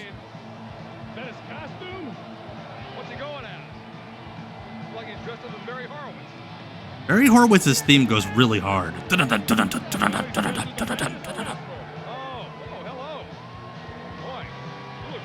Fucking pervert. They found a woman hidden in the 8th row and zoomed in real tight on her. Creeps. Yes, Bad Barry was the inspiration for the AIWF's Bad Bread. By the way, that reminds me, for those of you who joined us for Off the Grid last week, someone from the AWF tried to friend me on Facebook the other day, but they used their shoot name. I could not tell who it was because they had the profile on lockdown, and I'm not about to add you as a Facebook friend if I don't know who you are. Hey, Cecil Nix.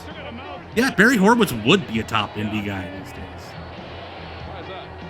He's like solid enough. He's like 6 foot tall, shiny chest. He'd have a WWE ID deal. Yeah, there's another match that's announced as a handicap match, and it is not. Look at those sweet ass pants. Jerry Flynn deserved everything. Jerry Flynn's great. Yeah, Jerry Flynn was a part of the first family with Jimmy Hart and his boys. Hey, Tank Sinatra. Look at that. That was a sweet, like, little sweep into a lateral press. That was cool. The spinning soul butt into the suplex. And Lash LaRue in the tournament Monday night. And this one ought to be good. Yeah, we've gone through the first round of the 32-man tournament. We got like 4 more rounds. Bagwell versus Stevie Ray in the World Championship Tournament Monday from Minneapolis. Whoa! Yeah, they threw like everybody in that tournament. No, the tournament was for the world title. They vacated the world title when Sting like lost to Goldberg, but it wasn't like an official match in Halloween Havoc. So JJ Dillon's like, oh, we have a tournament now, because Russo really wanted to do a tournament. Like Medusa, yeah, Medusa lost I think twice and still advanced each time. Like she wrestled Chris Benoit and Ming.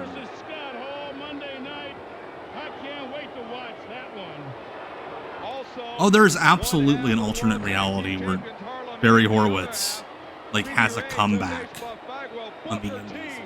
Absolutely.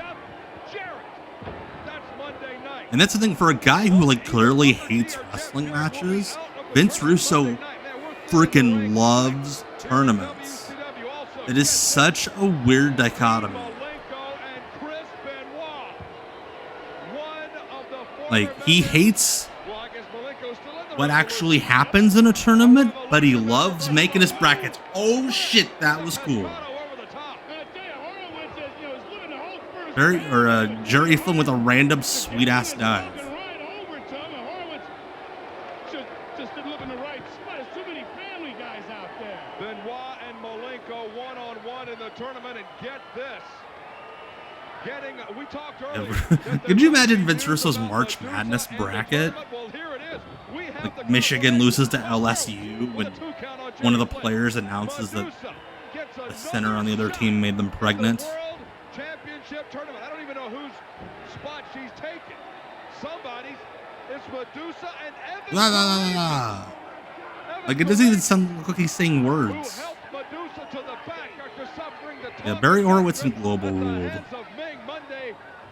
One of the first real like self-aware enhancement wrestler gimmicks. It'd be very funny if Russo was like a savant at predicting the NCAA brackets, even though he didn't watch sports. Barry Horowitz wrestled Joey in WrestlePro, I want to say, Blue Thunder. Like, I think they threw the match up on YouTube for free. Like, the runtime was like 38 minutes or something ridiculous. Yeah, Barry Horowitz, you get to do off. He just kicked him in the nuts. Billy Silverman. Come on. Glad to see Chick Donovan getting some love in the chat. I love Chick Donovan. Just had a match last year. Chick Donovan had a couple matches. Had a cage match I saw on YouTube where he didn't even go in the cage, and the way they did the finish was Chick Donovan just pushed him up to the cage fence, and the referee counted 1, 2, 3, and they did the pin while everybody's standing because nobody wanted to bump. It's beautiful. Love that spot. Why don't more wrestlers do that? Rah.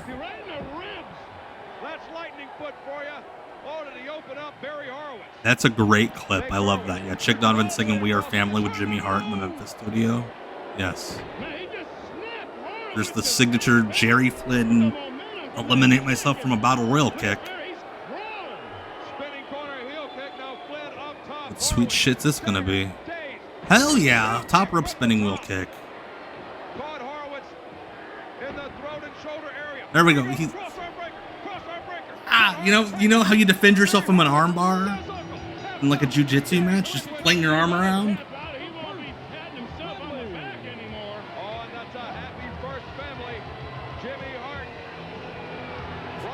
Brian Knobbs is taped up like he just gave blood in the locker room. He's wearing sweatpants and like white sneakers with the Nasty Boy shirt. Like, not even bothering to put on gear. He put on his entrance jacket, his Nasty Boy shirt, and then just put on his sweatpants.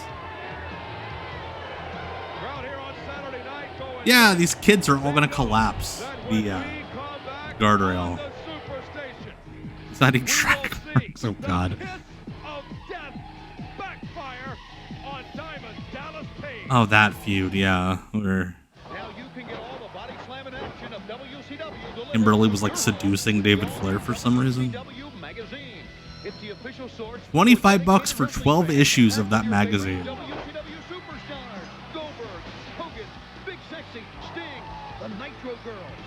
You know a magazine's doing well when they have to list off everybody who's in it. And they have to give you a free shirt to buy the next 30 minutes. Fuck you, Tony. I love you, Tony, but fuck you. Promotional consideration paid for by the following. Oh yeah, Jerry Flynn is totally if Joe Piscopo was a wrestler. They're really talking to each other. They're really talking to each other. They should have had like a grown man. They're really talking to each other, man. Pop, delicious, and as always, low in fat. Now, Croissant Pockets has a new tender and flaky bakery-style crust. Those figures did not have very many articulation points. I was not a fan of them as a child. Butter microwave popcorn is so rich, so buttery tasting. You gotta get it. You know how all those cats maim the shit out of children for popcorn? Made in America. Flashlights. If you like eating Maglite. you'll love Tootsie Caramel Apple Pop. I'll say it. I'll be brave enough to say it. I think caramel apples are trash. And once again on the Superstation TBS, the situation between the Filthy Animals and the Flair family has reached a fever Let me pitch. take some Molly and hang out with Scott Hudson. In this game, the former girlfriend of David Flair stole it, yanked right out from under Coco. David by Kidman of the Filthy Animals. Well, David didn't take Thank you, Jonathan, for agreeing. Caramel apples are the worst. leave poor David laying in the middle of the ring week after week until Ric Flair decided to I do remember George at the JFK Jr. magazine. I think you've got the pawns reversed here. I think young David Flair, a young guy who's very naive, was the pawn in all this. A piece moved. Yes, this is about a year and a half before WCW died. Named Torrie Wilson, and what father wouldn't come to the aid of a young, confused kid? Flair did what he had to do. The numbers were not in Ric Flair's favor at Halloween Havoc. Count them down. 4 Filthy Animals. 4 Filthy Animals. Nature Boy. Let's go 1 Ric Flair. 1 ring to rule them all. Ric Flair sent a message to the Filthy Animals with a crowbar. He left them laying and scattered in Las Vegas. Torrie Wilson in the ring. That's a mistake. Like, he just looks like a really gross teacher. That's another thing. They had Torrie Wilson. Russo had Torrie Wilson do multiple angles in WCW where old men kissed her and she, like, came from it. It's disgusting. Did some serious damage to Flair, who did some damage to Kimberly too. Like, because she did that there, and then in the second Russo run, they had Hogan force a kiss on her, and she was like, "Oh my God, my vagina's contracting." In the ambulance, and on Nitro we saw the aftermath. Ric Flair buried in Vegas. Diamond Dallas Page and David Flair did battle. David Flair with a little friend, the crowbar. Yeah, this is, again, like a month's worth of storylines in 2 days. What a night that was in Phoenix on Nitro. Can't believe Who's next? Oh, it is Al Green. He does not care if you are some type of a karate. Ah, I'm Al Green, and there's my tongue.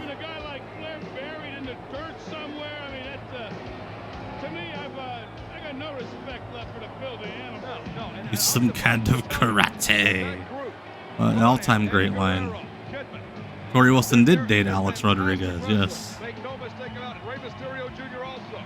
But I thought they had respect for tradition. Isn't that my dad? My dad. My dad had not as cool hair. My dad's my calves were way bigger. Yes, he was the dog. And yes, he did once wrestle the cat. Here's another fucking... You got Kaz Hayashi in the locker room. Like, yeah, have Kaz Hayashi wrestle Frankie Lancaster. Got Chavo hanging out. Yeah, let's have Chavo wrestle Al Green. Chavo might be the biggest star that's been on the show so far. And we're an hour in.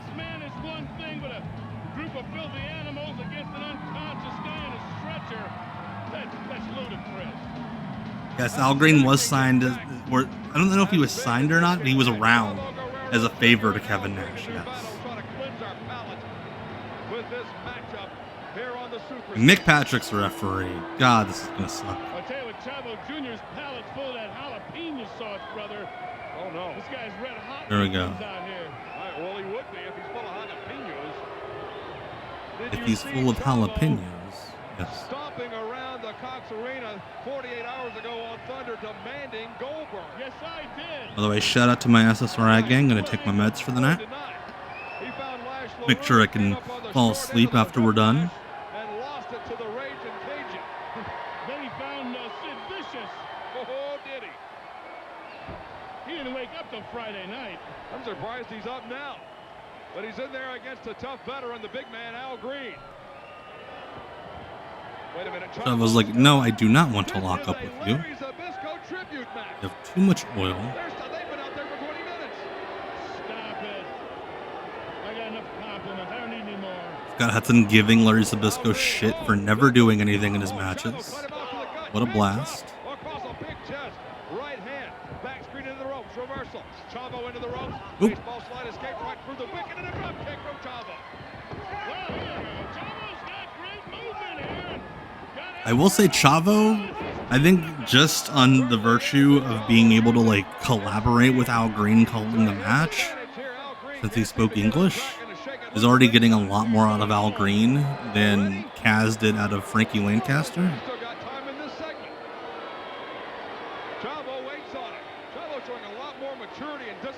Chavo Guerrero, if he can get a good match out of Al Green, that qualifies him to train Allison Brie to wrestle. Hands of time probably catching up with Chavo Jr., but Al Green here, this old veteran trick, just stopping the moment. You know that old veteran Al Green. I mean, he was old at this point, but he hadn't wrestled. There's like a good 8-year gap between the Master Blaster run and then him coming back to wrestling and just getting a job in WCW. Oh yes, Al Green is the shitty veteran who's never done. He's the 40-mile veteran who's just bitching and repeating all of the old man podcaster points, shitting on all the young kids' matches, demanding respect.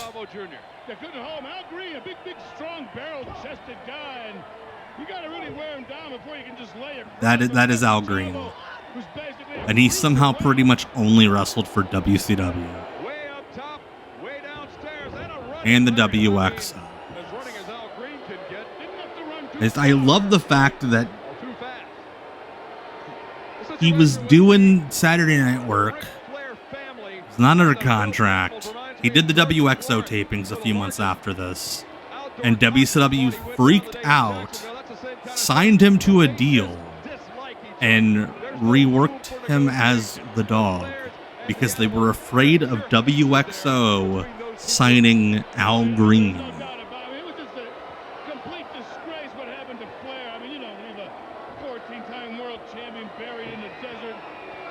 But what is Al Green going to do here? It's 1999. It's not just going to be a suplex, likely. Oh, a stalling suplex.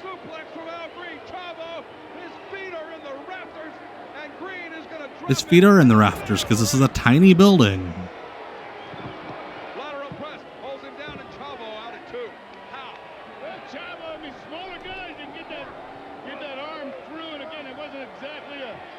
Chavo's not even bothering to sell this chin lock. Now he is.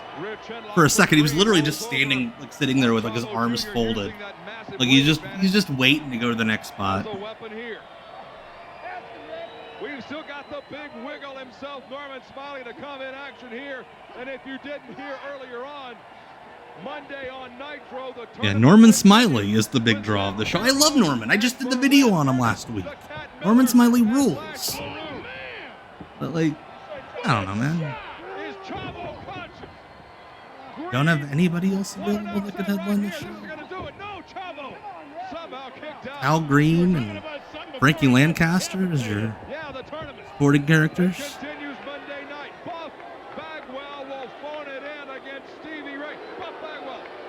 I love that that is a legitimate selling point for Nitro. That Vince Russo thought it would be great if Buff Bagwell's gimmick was that he half-assed. Buff Bagwell this Monday in Nitro is going to phone it in. Oh god, he does have skid marks on his trunks. On the one side, it does look like he shit out of one butt cheek. Yeah, probably not doing an Al Green video anytime soon. No, mister.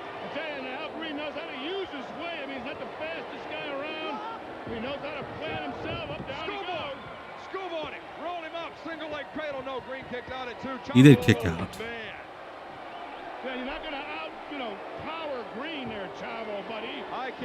He was about ready to say you're not going to out-wrestle Al Green, and then he realized how stupid that is. Hey, that's neat. Al Green does one thing kind of interesting, and he cuts it short.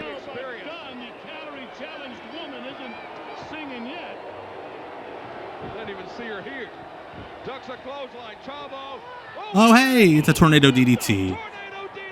Like the other match with the cruiserweight against the guy who didn't want to do anything with him.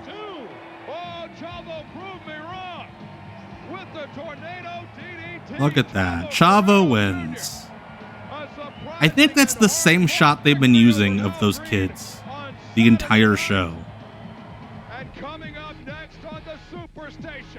Coming up next, Norman Smiley's gonna touch his dick. If Al Green is that Tom Green's dad, that'd be the coolest thing he did. In WCW during its brief existence. Well, the powers that be, the new creative force here in WCW, from on high, have issued the edict. We want more hardcore, and we want more hardcore, says the bookers, the writers. About 2 months, but he made a return with a vengeance. Al Green with the DDT bump known as the I'm going to do a flip. Shit, no, I'm not. Crap, I'm just landing on my shoulder now. Yes. A very, very common DDT bump. The more brutal form of entertainment they demand. You know, to me, hardcore is the lack of science, but to these guys, it's a way I love Larry Zbyszko just got away with shitting on the matches he didn't like. Scott, we're going to take you back right now. And nobody ever said, hey, Larry, you're being paid to like this stuff. Norman Smiley told our colleague Mike today that they were just like, yeah, Larry, shit on the wrestling on this show. Was tougher than a $2 steak. Well, he found out on Nitro. And like I mentioned in my video last week about Norman, like, it's to Norman's credit. He could do UWFI style. He could do Lucha. He could do the British style. And he could get over doing Russo hardcore comedy. Well-placed trash can and an inadvertent fall from the corner. Spell doom for the beast from the east. And Norman Smiley got the... And this is early in the run because Norman's still wearing his trunks. His little tiny trunks. Yeah, Waffle House steaks are more than $2. I don't know where they're going, where Waffle House steaks are $2.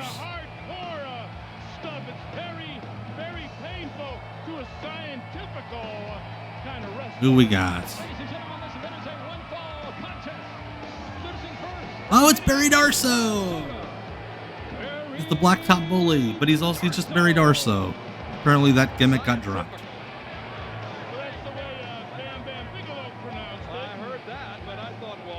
There we go. Blacktop Bully, Barry Darso. I'm gonna get you, you stinking bomb. I love Barry Darso. As I always say, he is the ultimate uncle wrestler. He wrestles like when you go to Christmas and your uncle gets onto the ground and like throws the kids on the couch. Yeah, this is around the time he was doing the amnesia gimmick. Yes. I agree. Ask him. He doesn't want to be. He doesn't want to be in the division. I mean, there's a few guys that don't have... Why are we running a smoke machine in that small of a building?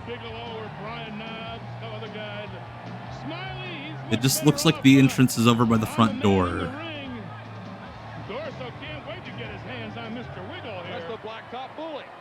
And they're not even pretending like this wasn't taped like 3 weeks ago. It's not having titles on any of the champions. There we go. This is a weird match in and of itself. Norman and Barry Darso. This is pretty weird. Like CMLL top heel Black Magic against fucking Demolition Smash. Hey, Dave in Syracuse. Norman Smiley does rule. Yes. Also, Barry Darso apparently not aware that we're on television. Just working the front row. As I knock something over.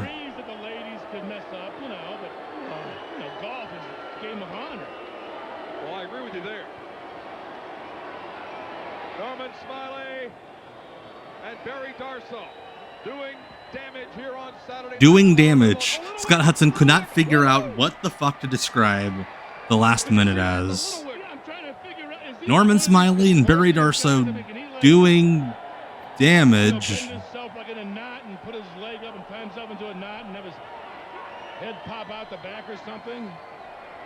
Norman trying to do actual wrestling here.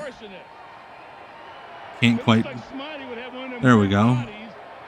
There we go, and escape into a wrist lock. He is right.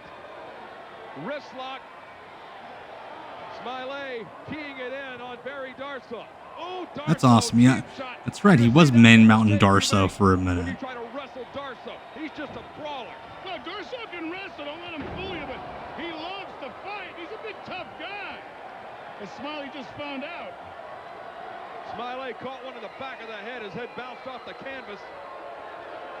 And the blacktop bully himself. Demolitions or Barry Darsow. I don't think he's like. I'm sure he like bitches to his friends about how much he doesn't like wrestling these days, but he's not one of those guys that like has a podcast talking about like these guys on AEW. They're so little and they do all these flips. Blah, blah, blah. He just did a signing the other day.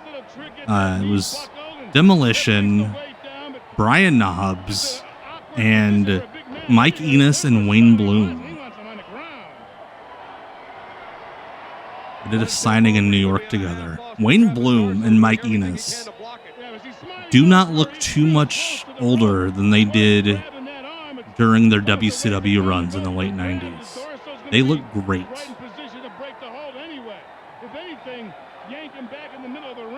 Look at that little belly button peeking out there. Teasing us, Barry Darsow. Now into the wrist lock. Arm wringer on Darsow. Reversal. Darsow shoots Smiley. Yeah, that's right. Greg Gagne and Magnum TA have a podcast. How fucking weird is that? Eddie Kingston is a great heel. The thing is, he's also so likable as a babyface that fans will not boo. I mean, I'm sure you give Eddie 5 minutes on the microphone, he could turn people. But people want to like Eddie. And I'm with you, Tank Sinatra. Mike Enos ruled.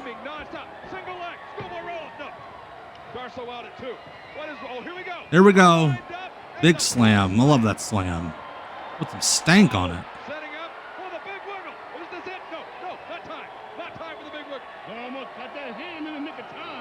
That's fantastic, Cecil. I love that. I love the gimmick, by the way. If you don't follow Cecil on social media, he does a thing where he holds wrestlers like babies. That's it, but it is so much fun. He holds wrestlers like babies.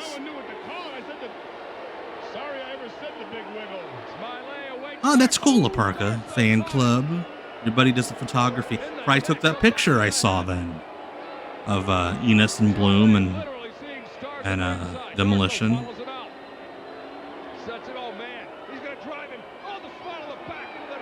Small of the back on that. It looks like a well-made bed with that plain apron cover. Like it looks like a hotel bed from the side. Does that ring? Arson.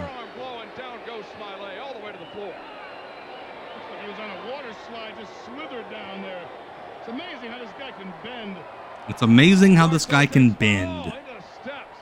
You know, that's what you want. It's what you want Larry Zbyszko to talk about. How flexible all these guys are. Yeah, I love Barry Darsow for the same reason.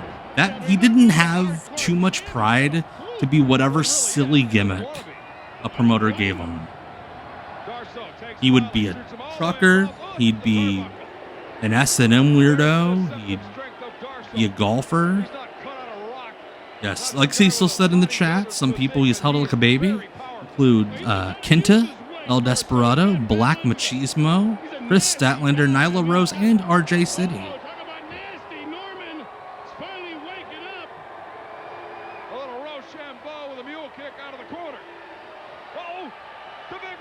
There we go.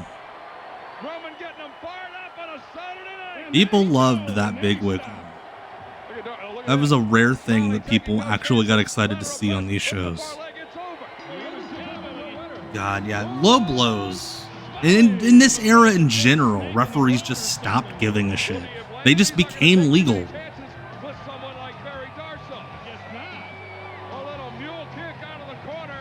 Hello, is that Noel Boy 83? I believe that is. Thank you so much. Hey, Captain Cannibalism. Hello.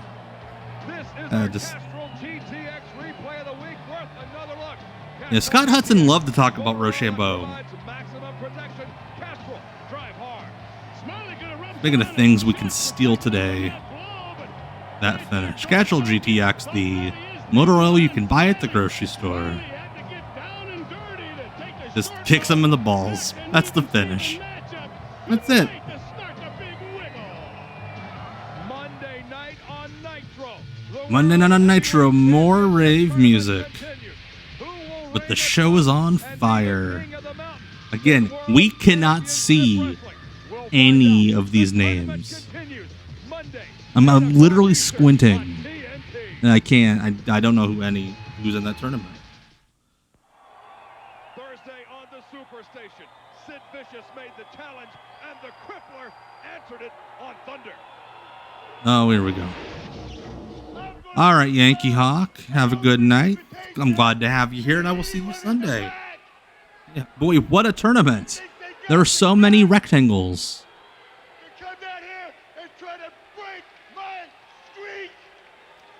Yes, Sid was still doing the streak at this point, where he was trying to break Goldberg's streak by just power bombing people. Every time somebody fell down around him, it would count as a victory.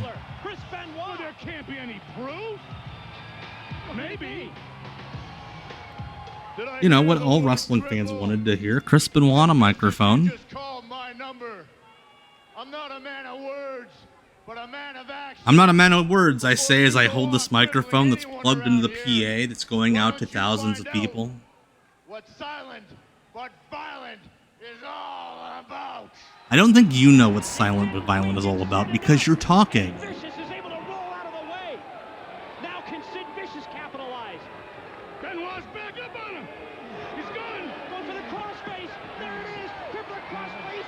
Applies, and here comes. One of my favorite pieces of WCW lore is that Chris Benoit passed down the crossface to Sid Vicious.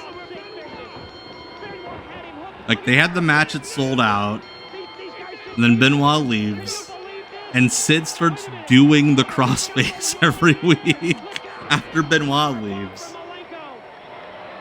You know, Chris Benoit's protege, Sid Vicious.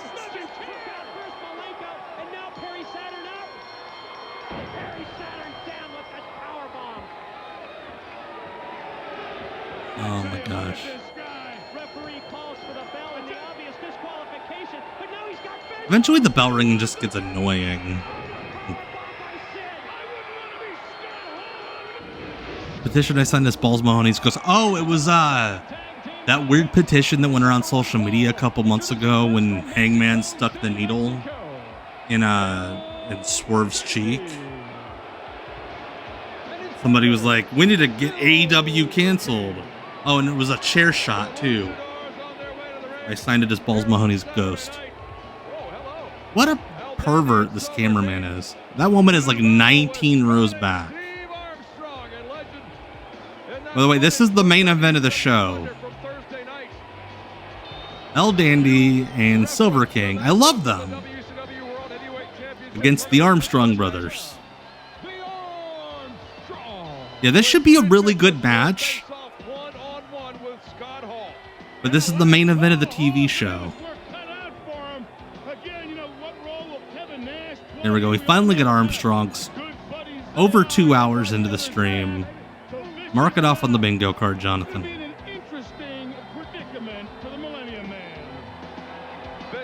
It's not Brad Armstrong, Blue Thunder. Ah, man, I'm so sorry you didn't get that match with Silver King. But hey, you were persistent. The Armstrongs to face the Luchadors, Silver King and Dandy to close us out on the Yeah, Steve and Scott have the biceps on the back of their tights that look like the dick invitations from It's Always Sunny. It's supposed to be biceps. No, it looks like your dicks are touching.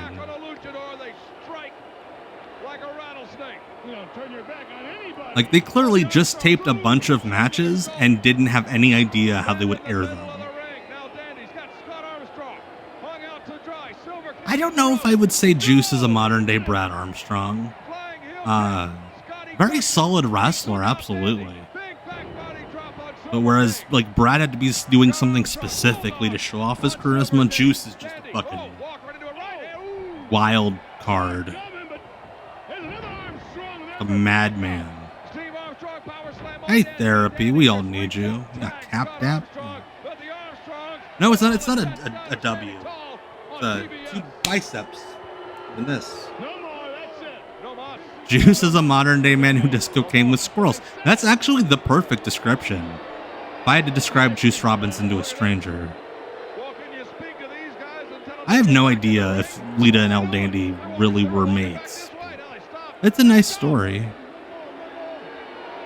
I believe that was the story in the Death Valley Driver Sleaze head, where the term astral wang was used. Will square off in the WCW Heavyweight Championship tournament. The Cat, Ernest Miller, is back. Got some hair growing up there. El Dandy's astral wang. No, the Cat will face Lash LaRue in the tournament Monday night. Buff Bagwell hopefully won't phone it. El Dandy's so good. Buff Bagwell hates the powers that be. We've seen that. I love the wrestler thing where it's like, I'm gonna stick my hand. I don't know if I'm gonna stick your hand. Magnets. I knew, yes, Coach Tony K. Yes, Tony Khan was the one who started that thread. Yes. So yeah, Silver King was the one who wrestled Jack Black. Indeed. Ramses. Speaking of Justin Wang, I see Justin Wang coming up in the chat. He will be on commentary for Mystery Wrestling, where you will very likely see Cecil Nix in our chat wrestle. Coming up here, I believe at the beginning. It's December 15th, I believe, is the date for the next show. I love the fucking crew guys making fun of wrestling. Like, oh, it hurts. They're just laughing at the show. Monday night, Dean Malenko versus Chris Benoit. As we said earlier, Scott Hall and Sid Vicious and Medusa. That's Silver King. Such good drop downs. I love a good drop down. Nobody, like, guys just like kind of lazily lay down. Nice movement there by Scott Armstrong and flying off the ropes. Very quick, probably the fastest of the Armstrongs. Right there, he's got Silver King in trouble. See if the Armstrong boys can keep the tag from becoming a happening. Scott Armstrong up top part. Oh, no! No, maybe not. Oh, there we go. Steve Armstrong dropped on his, or Scott Armstrong dropped on his astral wang. Yeah, I think the Armstrongs are the heels. On Scott Armstrong. Now what? What is that? I don't know. A lucha wiggle.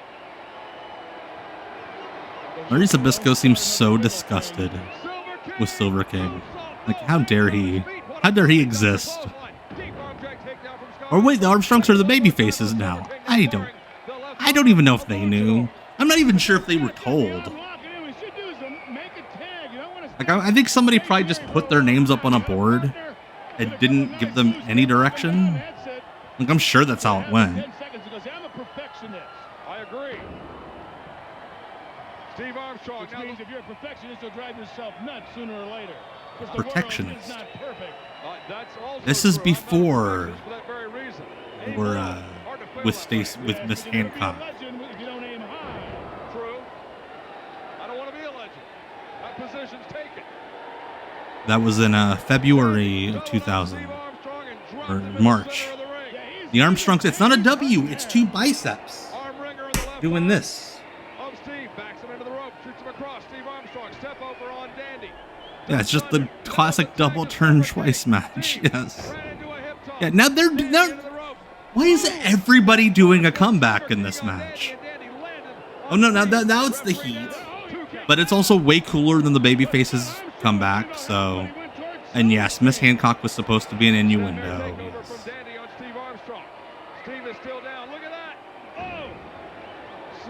Yeah. Once Saturday Night ended, the Armstrongs stopped getting matches. Steve got rehired back as a referee at the elbow drop caught him in the shoulder and stunned him. Danny, no, Scott Armstrong makes the save. That may have been 3. That sounds amazing. See, so Proud and Powerful versus, you once saw Proud and Powerful versus 3.0 do 2 double turns in the same match. That's fantastic. Why not? The classic grab my brother's ass spot. Okay, now the Armstrongs are definitely the baby faces. They are getting the hot tag after already having made a comeback. Wait, just fucking pretend like he touched you. It's WCW. Nobody will care.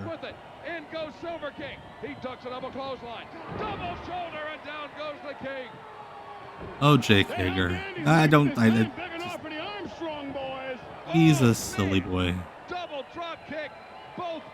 Yeah, double drop kick. Again, the heels heat was way more fun than the babyface's comeback. Oh, sweet! Royal Rumble 93 finish. Steiner's 2. Wait, no, he didn't. Therefore, he counted to like 7. What is going on?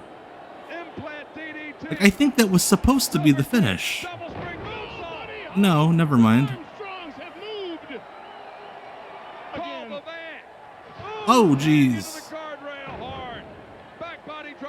I'm just glad how Dandy recovered after that dragon suplex that Virgil gave him earlier. What the fuck? Armstrong super kick? I'm gonna go to the top rope.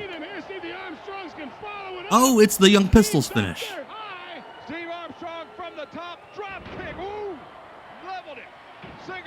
Two, and there we go. Armstrongs win. Hey, look at that. They broke the curse. Imagine being so low in the totem pole that the Armstrongs not only beat you, but beat you in the main event of a TV show. Green Ranger Kush, thank you so much for the follow. And with that, we are done for the night. Thank you guys so much for hanging out with me the last 2 hours and 15 minutes watching some real awful WCW. I appreciate hanging out with you guys as opposed to doom scrolling through a real weird night in American history. Thank you guys so much for all the support, all the fellowship, all the fun. Again, I am back on Twitch and YouTube. I love that noise. On Twitch and YouTube this Sunday at 8 p.m. to watch a weird-ass 1995 indie show from California. But as always, as I like to end these WCW Deep Cut streams with every week, even if you don't make it here next Tuesday, just make it the next Tuesday. 7 days, that's all I'm asking. I'd love to have you here, but, you know, life happens, I understand. I just want you to make it another week. 7 days. I'm going to try my hardest. I know life sucks. I know life's hard. But I'm going to try, and I hope you do too. So, again, this has been WCW Deep Cuts Live. My name is Tom. If you're on YouTube, give a membership a shot. If not, hey, just glad to have you. And I will see you Sunday for Off the Grid. Go to bed.